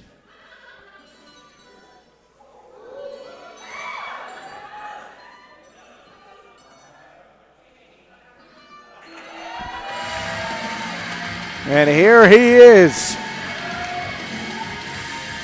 The young man who has been traveling all over the world. From Dallas, Texas, weighing in at 211 pounds. He is a former Wrestling for Charity heavyweight champion, El Pistolero Julio Pedrosa. Well, Julio Pedrosa, the former Wrestling for Charity heavyweight champion, trying to get back in the winning ways in Wrestling for Charity. And a victory tonight would get him one step closer to retaining the title that he loves so much. A championship that he took all over the globe, all over the United Kingdom, defending.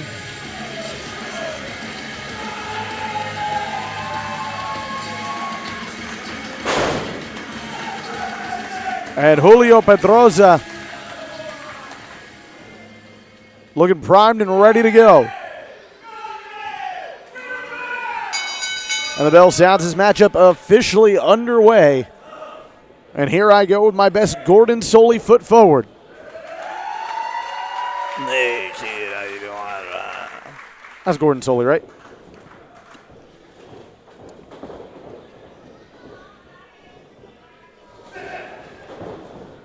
Collar and elbow tie up there, Gigolo and Pedrosa.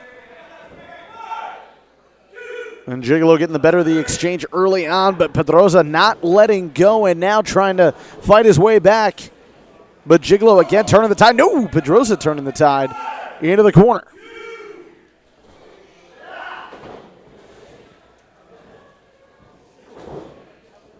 These two competitors still trying to jockey for position. It's Pedrosa who gets the better of the exchange here. And now that top hand wrist lock in control in the center of the ring.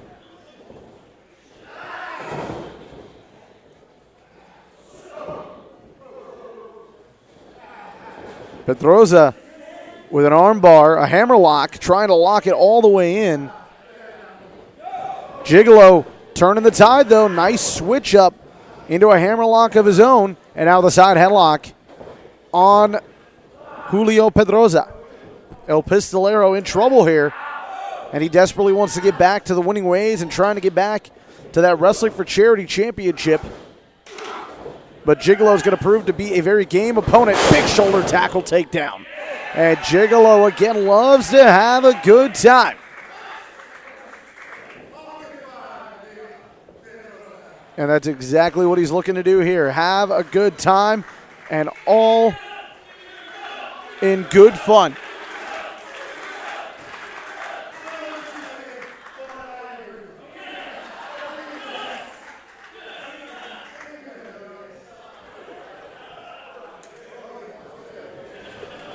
Gigolo moving his way around the ring.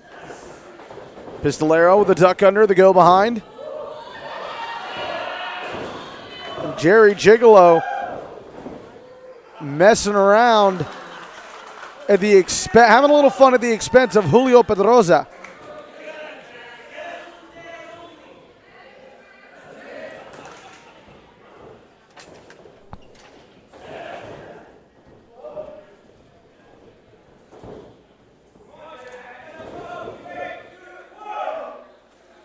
Pedrosa in trouble here as Gigolo still in control. Look at the Irish whip. Pedrosa up and over trying to avoid devastation there. Tuck of the clothesline, a little Olay action from El Pistolero.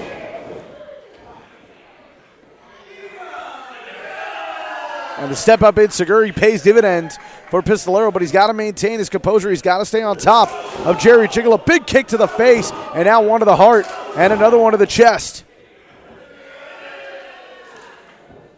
Pedrosa in control. Looking for the Irish whip up, coming into the corner, up and over. No! Caught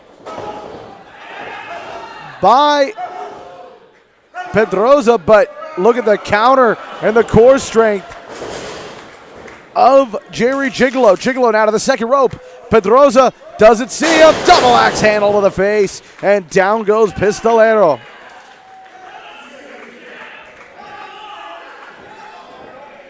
Jerry Gigolo with a European uppercut to the face. Gigolo in control, knife edge chop to the heart of Pedrosa. And a rake of the back And Gigolo in control.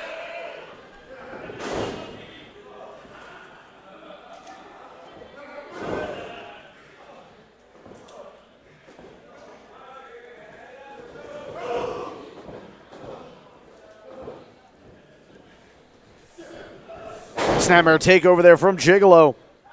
And now going after the neck of Pedroza. And a kick to the spine. Beautiful execution there. Smart tactic, wrenching the head while kicking the spine. That's one way to really confuse your opponent and knock the wind out of them, sending shivers up their spine. But Pedroza able to regain his composure and now trying to take it to Gigolo, but Gigolo proven to be a very tough opponent for the former Wrestling for Charity heavyweight champion. Pedroza tries to send Gigolo up and over and now sweeps the leg out from him as Gigolo had started to get the better of the exchange. Running kick to the face, and just like that, Pistolero back in control of the matchup. 5 minutes have elapsed in this contest. 5 minutes have elapsed. Pistolero looking very strong right now, and Gigolo trying to get his wits back about him. And Pedroza saying he's not going to win the matchup that way. He's not going to put his feet back on the map and on the road towards the Wrestling for Charity Championship via a count out. Going for the pin, but only a 1 count, taking too much time to get it.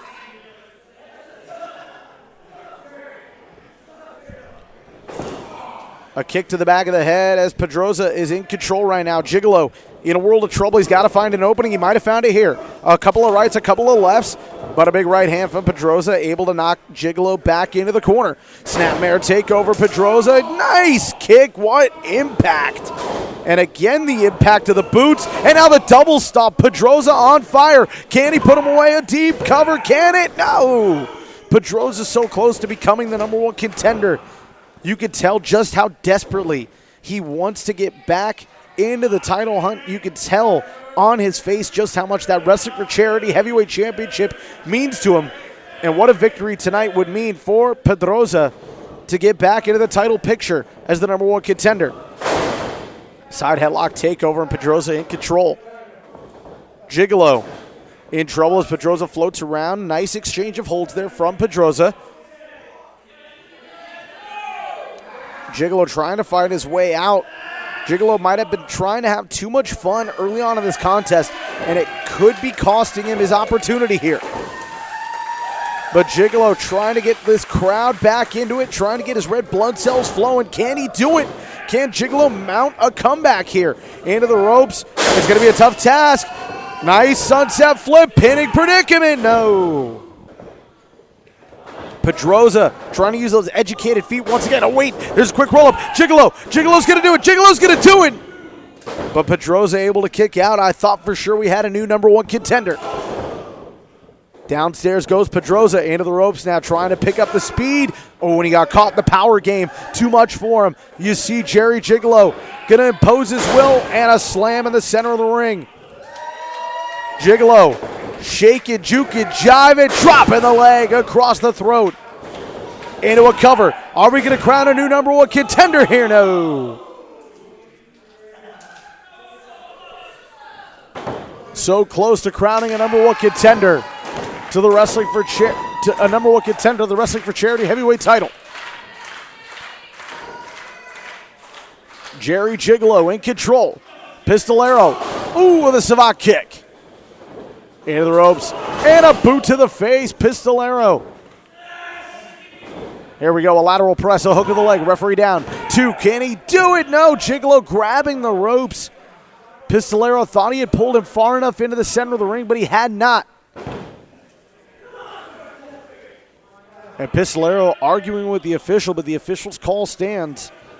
This matchup still ongoing. Pistolero now trying to match power for power, but you're not going to do that against the larger opponent in Jerry Gigolo. But look at this, using the speed of those back elbows. Quick roll-up, Pistolero with a handful of the tights there. Oh, and Pistolero, that moment of using the tights, I think it paid off. New #1 contender to the Wrestling for Charity title. Ladies and gentlemen, here is your winner, El Pistolero Julio Pedroza. Julio Pedroza, the new #1 contender to the Wrestling for Charity Heavyweight Championship. A hard-fought victory, but also a little bit of trickery and shenanigans there from Pedroza. You saw for the briefest of moment, he utilized the tights, a handful of the tights, to maintain the pressure and able to walk out of here the #1 contender.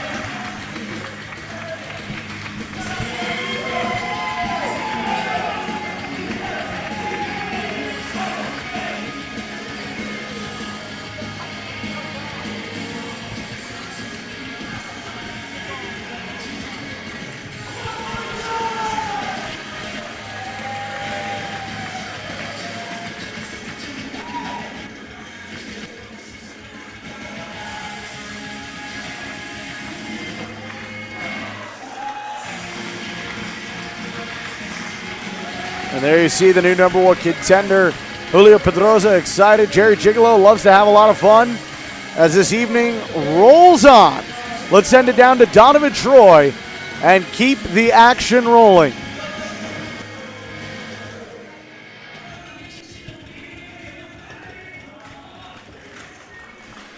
Some colorful characters at Wrestling for Charity, huh? Very colorful, but very fun at the same time. Wrestling fans, are you guys ready for your semi-main event here tonight? The following contest is scheduled for one fall, and it's for the SPW Heavyweight Championship. Your referee for this contest, Steven Chavez.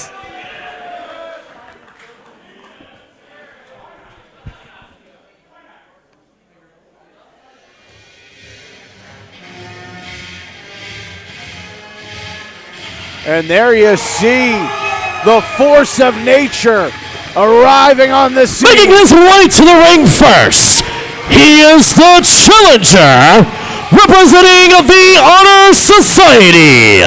Fighting out of the Nabuki-Kon Dojo, weighed in at 327 pounds. He is the force of nature, Drake Frost. Drake Frost is here tonight, and he looks ready to go.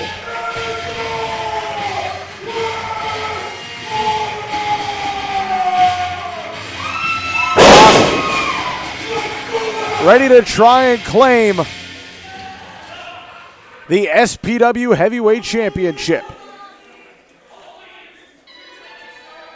But standing in his way is one of the most athletically gifted champions in SPW history. And his opponent making his way to the ring from San Jose, California, weighing in at 165 pounds. He is the current reigning and defending SPW Heavyweight Champion, the Flying Lion, Marcus Lewis. Marcus Lewis with one of the toughest opponents he's ever had to face, standing across the ring from him here tonight in Drake Frost. This promises to be an action-packed matchup, and it's all about the SPW Heavyweight Championship.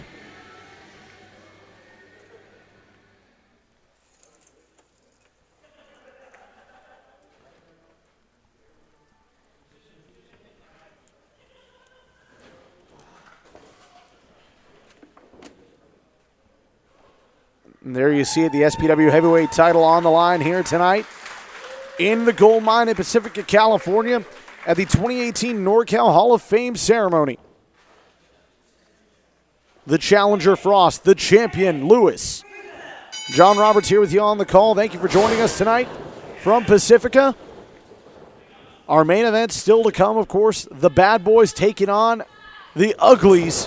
And that promises to be one hell of a main event, but right now it's about the SPW Heavyweight Championship.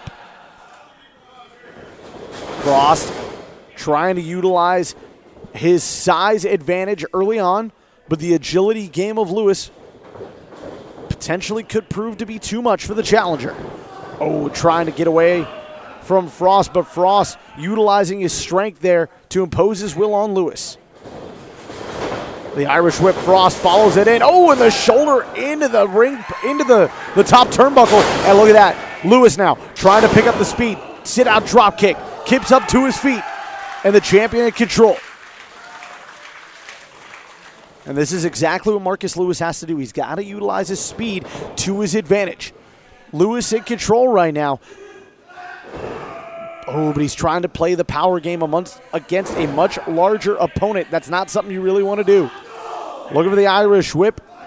There with a huge European uppercut.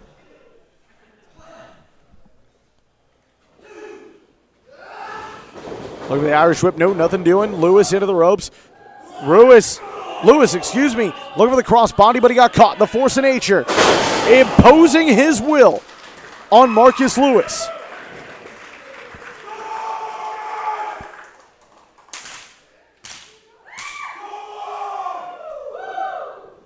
Marcus Lewis in trouble. His championship reign in jeopardy here as the force of nature staring a hole through the champion. The challenger with a good 2 to 4 inch height differential on the champion and a good 150 plus pound weight advantage as well. But one thing that Frost cannot match is the heart and tenacity of this champion. Will his strength be enough to carry Frost to a championship reign? Right now, the speed and agility of the champion, of the current champion, Marcus Lewis, paying dividends in the early moments of this matchup. Lewis going up to the top rope. The challenger is down. The champion going up high.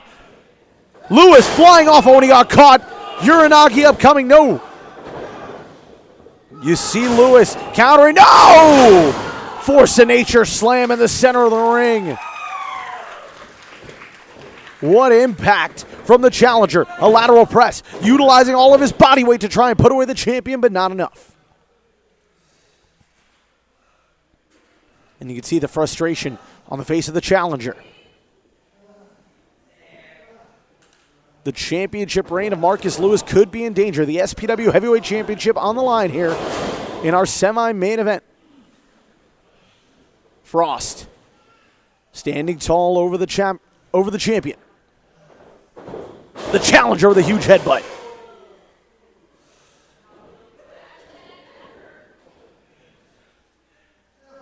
The challenger, one who is not afraid to utilize his own body as a weapon. This is a man who I've seen go through a bed of thumbtacks, through light tubes, through tables, get hit in the head with steel chairs, been concussed multiple times, and yet he keeps on coming for more. Is the challenger one of the most tenacious fighters in pro wrestling today? The force of nature, Dalton Frost. And right now, just laying a beating onto the champion. There's a cover. Going to crown a new SPW champion. No. This crowd anxiously awaiting the outcome of this matchup. Waiting with bated breath. You're going to hear the crowd strongly behind the champion. That could prove to aggravate the challenger. Lewis giving it all he's got. A European uppercut. Follows it up with another. And now a clubbing blow to the spine. Lewis, so much heart and tenacity, but the challenger, just too much force, too much strength for the champion to handle, and a belly-to-back suplex there on the champion, and the challenger back in control. Into a cover, hooks the inside leg. Is it going to be enough? No. Champion able to kick out.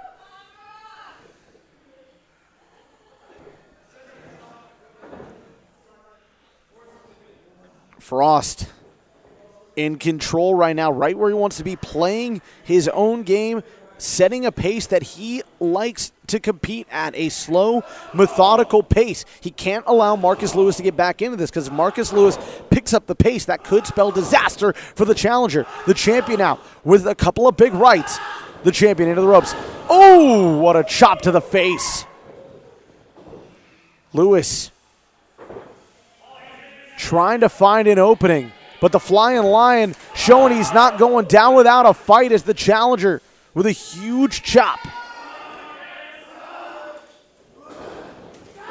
And now a cross chop into the collarbone region.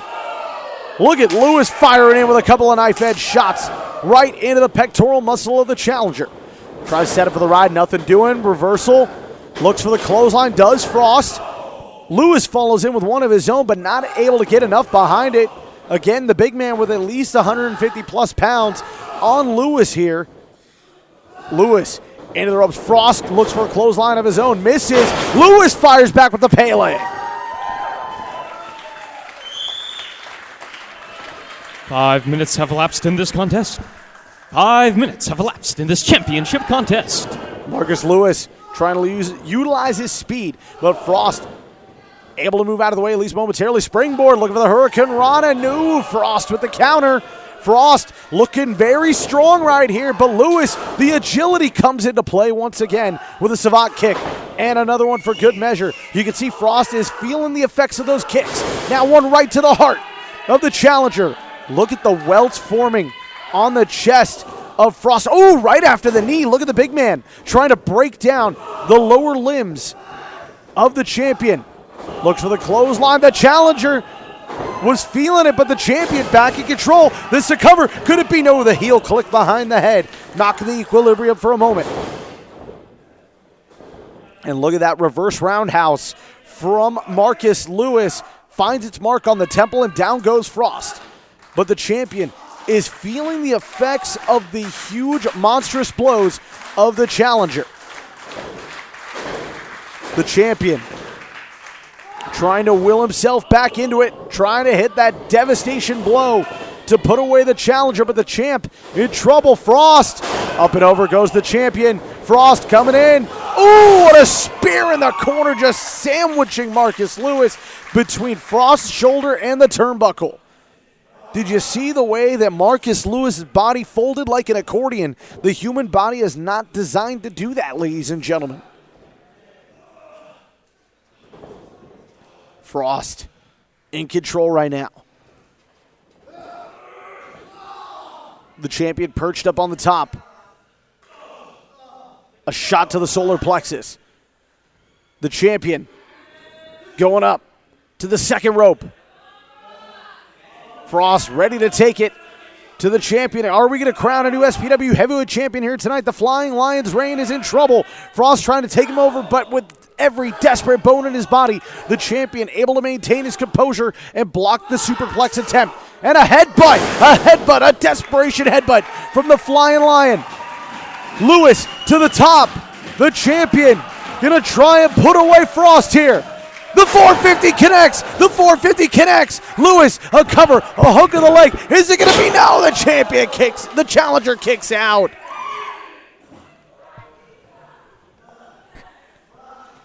The championship still up for grabs here tonight. Lewis going to try and go for the submission here. The guillotine choke. No, excuse me, the triangle choke. Triangle choke in the center of the ring. But look at Frost up to a vertical base. Lewis in trouble. There's a cover. Lewis had his shoulders to the mat and was forced to break the hold because his shoulders were down for the count. Oh, wait a minute, Frost. You're a Nagi. My God, what impact. Frost into a cover, a hook of the leg. Referee down. Could it be? New champ. No. The referee in perfect position for that one. Frost can't believe it. Frost thought he had the title won there. What an amazing night of pro wrestling action we've seen here in Pacifica. We thank you for joining us wherever you are across the globe. And now Frost. Is he going to go to the high rent district? Is Frost going to go to the top rope? He is. Frost going up high. Frost looking to take flight. Oh, looking for the crossbody. Nothing doing. He got caught. He got caught into the triangle. He got caught into the triangle. Lewis going to try and put him away. Lewis trying to make the big man tap out. Lewis being careful to keep his shoulders off the mat. Is he going to make the challenger pass out here? Will the challenger tap or pass? Lewis, shoulders still up. Referee now. Oh, no. No, the big man. Oh, that's one way to break the maneuver, to break the submission. Frost gonna try and end it here. Ooh!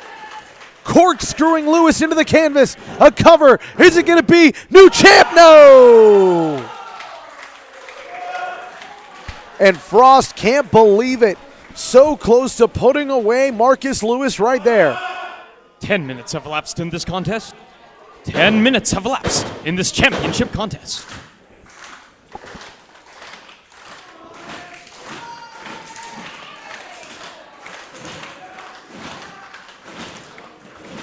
Frost into the ropes.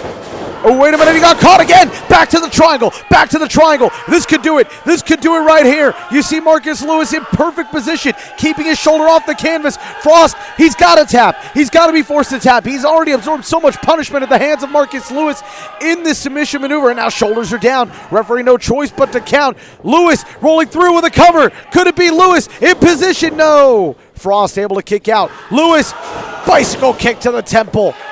And again, Frost is in the drop zone. Marcus Lewis going up to the top rope. Lewis, high rent district. The champion gonna fly 450 again. Oh, driving the knee into the heart. A hook of the leg. The champ retaining the SPW Heavyweight Championship. And your winner by pinfall and still the SPW Heavyweight Champion, the Flying Lion, Marcus Lewis.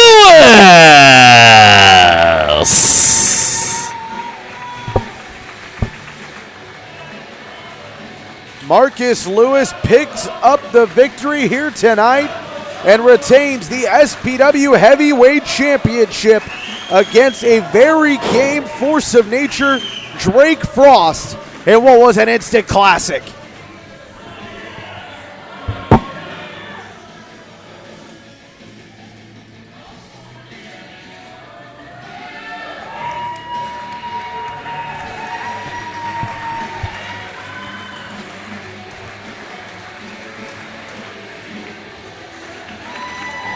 And the ultimate sign of respect from the challenger. And a point to the heavens of respect to the late, great Hall of Famer Virgil Flynn III.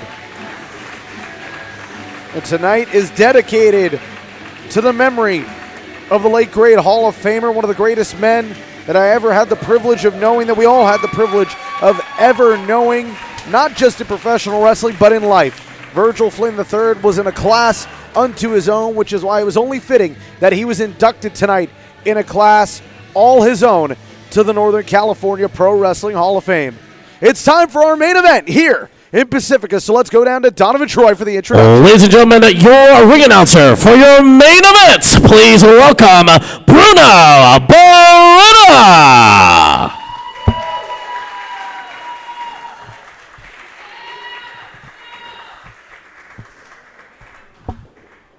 Ladies and gentlemen, it is now time for your main event! And the following is a 6-man tag team contest scheduled for one fall. Your referee for this contest, senior official, Sparky Ballard. Introducing first,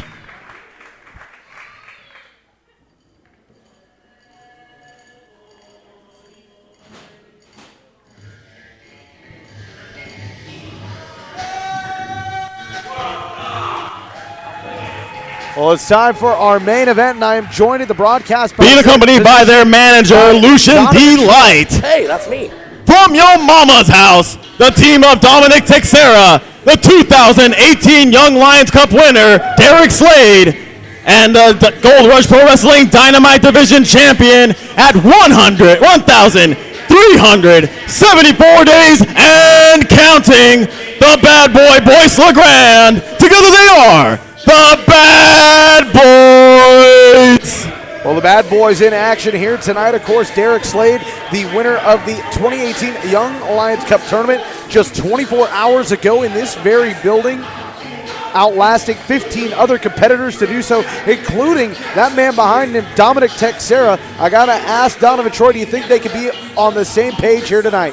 Well, I would think so, because they're on a mission to become victorious and perhaps be the gold bad boys. Look at all the gold, all the bling, all the shine they're carrying to the ring nowadays. Who knows what the future holds for both Lucian the Knight and Dominic Texera in the gold department.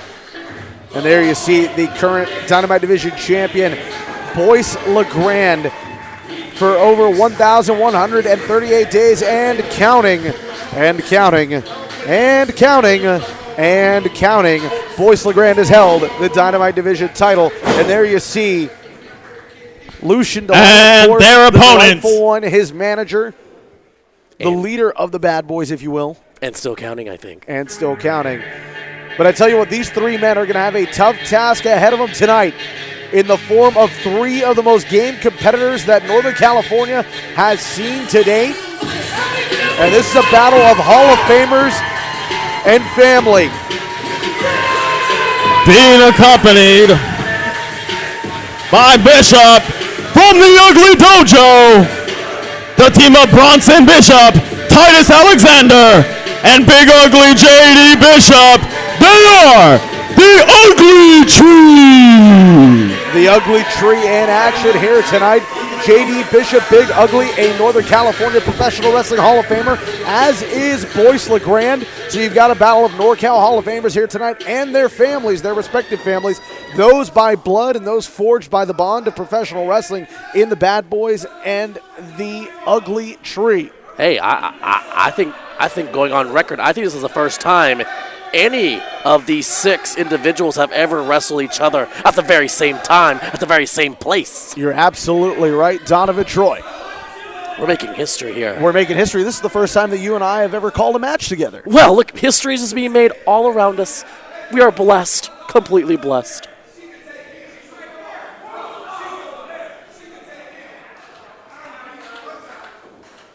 And a little trash talking here before this match even gets underway. Do you think Sparky Ballard could handle all that? That's a lot of people. We'll see. There's a lot of humanity in that ring tonight. One fall to the finish, correct? There's not an elimination. It is one a fall to the matchup, finish. a six-man tag, one fall to a finish. But the wild card at ringside, the seventh man involved in this matchup, or eighth man if you count Sparky Ballard, but the seventh man involved, Lucian Delight at ringside. Always tries to get involved in every single one of his clients' matchups. So you got to believe that at some point in this matchup, he's going to try and interject himself. I don't think Sparky has multiple eyes on the back of his head, but he might want to invest in some of those, though.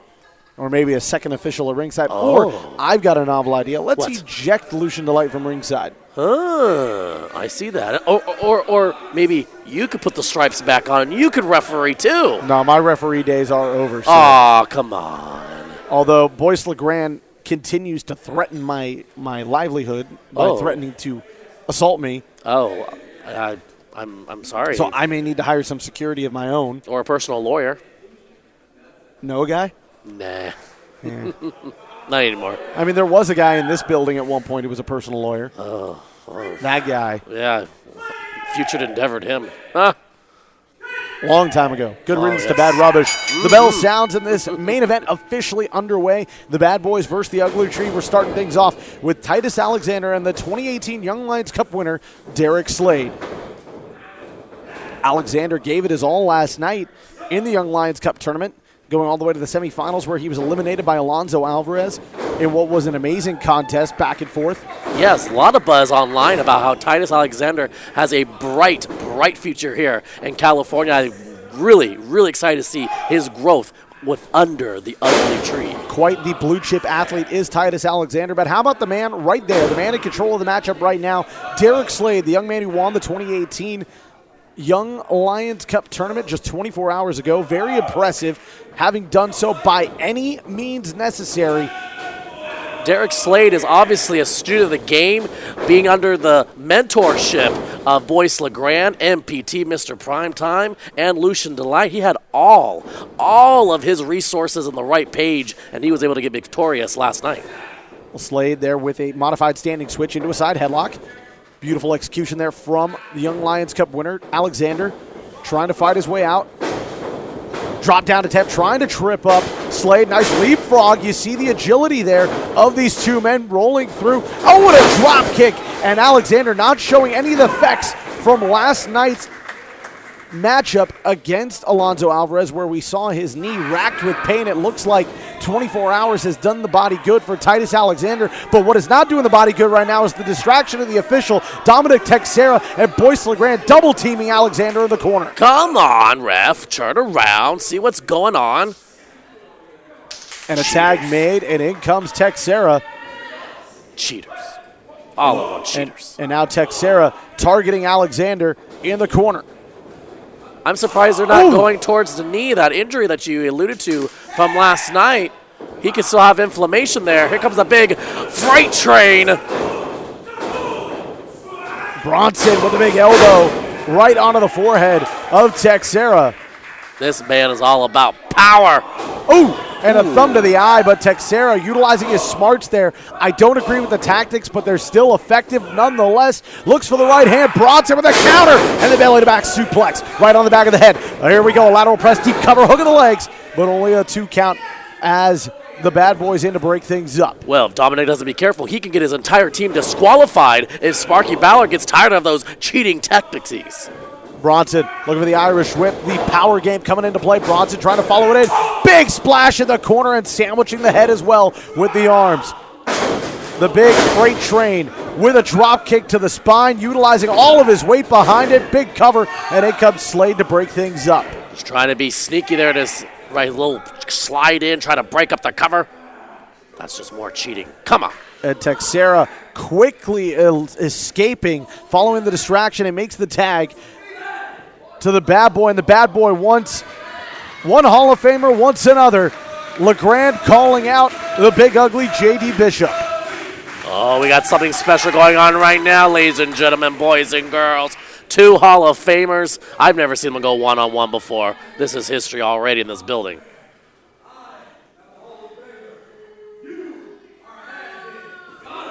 Actually, I believe you stand corrected. J.D. Bishop is a Hall of Famer as well. Bishop with a top hand wrist lock there in the center of the ring. And the big ugly deciding not to use his words to silence Boyce LeGrand, but utilizing his fists. But LeGrand getting the better of the exchange here for the moment. LeGrand in control with that hammer lock, but look at the reversal, the strength, and a nice side headlock takeover by the big ugly. Who do you give the advantage to?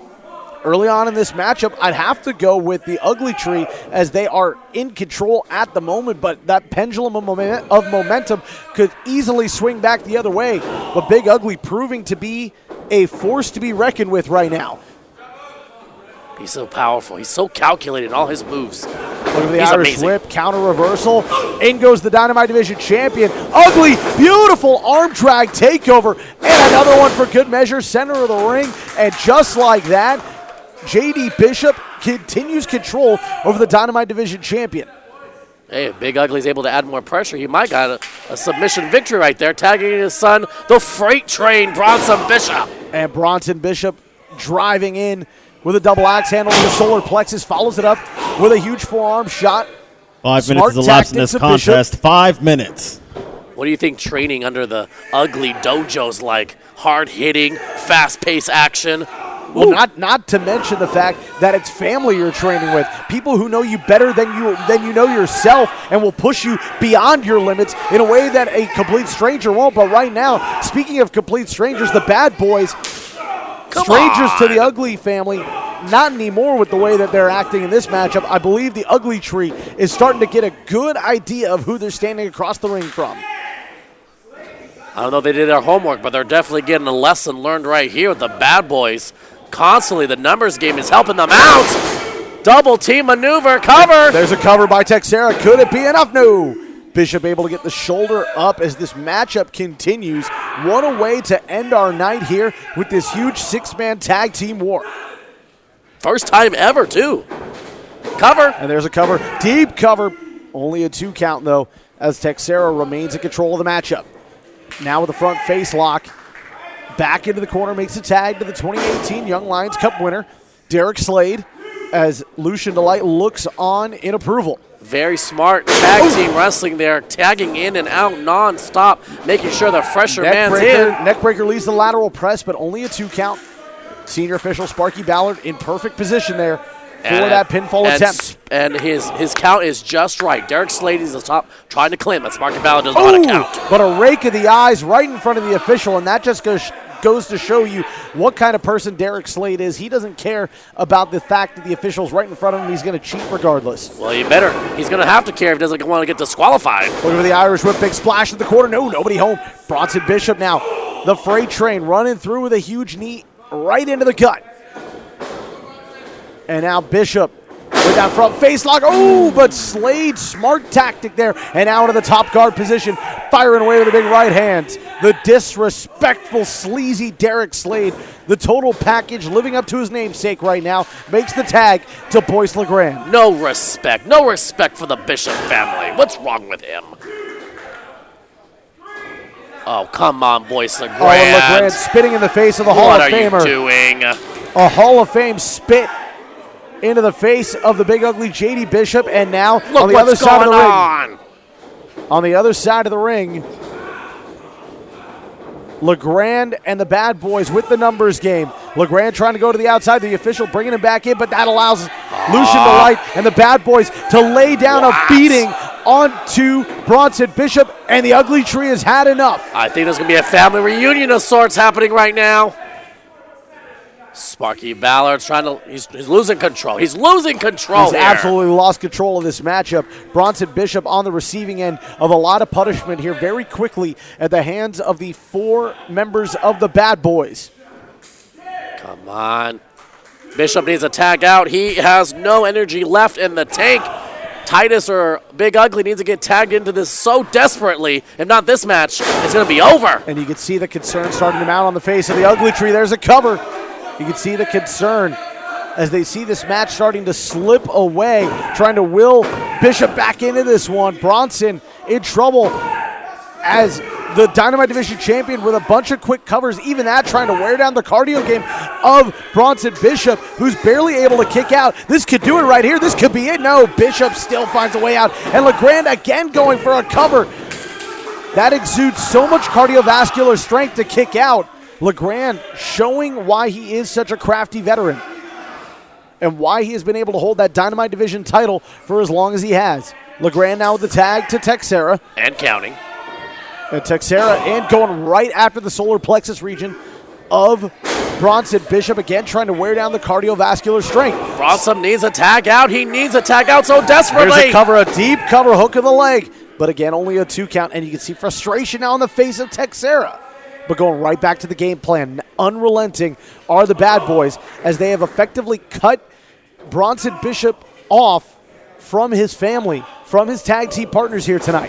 What does a win for the Ugly Dojo mean if they were able to pick up a victory against the Bad Boys, though? Oh, it would be huge, a huge career shift for Bishop and Titus Alexander, almost putting away Texera there out of desperation with that sit-out powerbomb.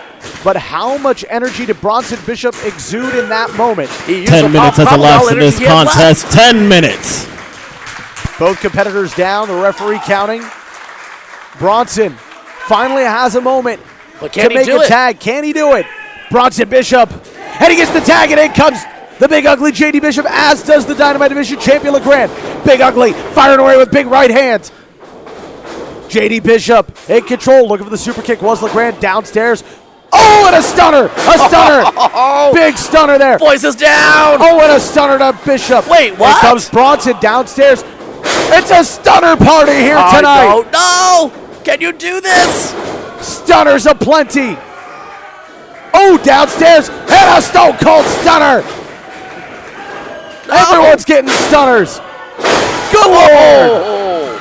I'm pretty sure Titus Alexander just got stunned all the way back to Sacramento. He probably doesn't know what day of the week it is right now. Well, I can tell you what time it is. It's 3:16 in the middle of that ring. Well, it seems so, but who's the legal man? Well, the two legal men in this matchup are the Big Ugly J.D. Bishop and the Dynamite Division champion Boyce LeGrand. Bronson Bishop with a huge clothesline, knocking Slade out to the outside. Texera springing up over the top rope and now going to fall in with a sit-out clothesline onto Titus Alexander. That leaves the two legal men in the middle of the ring. The two Hall of Famers, Big Ugly, the bad boy Boyce LeGrand. LeGrand probably looking for that LeGrand finale. In comes Bishop. Oh, and Lucian Delight getting involved. Super kick. Could have cost him right there. LeGrand with Big Ugly up. LeGrand finale upcoming, connects. LeGrand with a cover. Bishop in trouble, and LeGrand is done it. The Bad Boys pick up the victory here tonight. Your winners by pinfall, the Bad Boys. Well, Dominic Texera, the 2018 Young Lions Cup winner, Derek Slade, and the Dynamite Division champion, Boyce LeGrand, with an impressive victory here tonight. And again, the wild card, Lucian Delight, coming in to play the numbers game. Just too much for the Ugly Tree. Cheaters. They're all cheaters, Mr. Roberts. All of them. Well, Donovan Troy, it has been an amazing night here at Pro Wrestling Action. Of course, the reason we gather here every year at this time of year is for the Northern California Pro Wrestling Hall of Fame ceremony. And tonight, an amazing class of inductee. That's right, inductee, a man into a class of his own as he lived his life. The late, great, now Hall of Famer Virgil Flynn III, honored here tonight. It's been an amazing night of Pro Wrestling Action, an amazing night to honor the memory of Virgil Flynn III. A man who at one point held that Dynamite Division title. That's right. And we thank you for joining us wherever you are. Ladies and gentlemen, my name is John Roberts. For Donovan Troy, for everyone in Northern California professional wrestling, thank you for joining us here from the goal line, from the gold mine. Easy, let's do that again. Yes. For everyone in Northern California professional wrestling, for Donovan Troy, I'm John Roberts. Thank you for joining us here tonight in Pacifica, California. So long from the gold mine.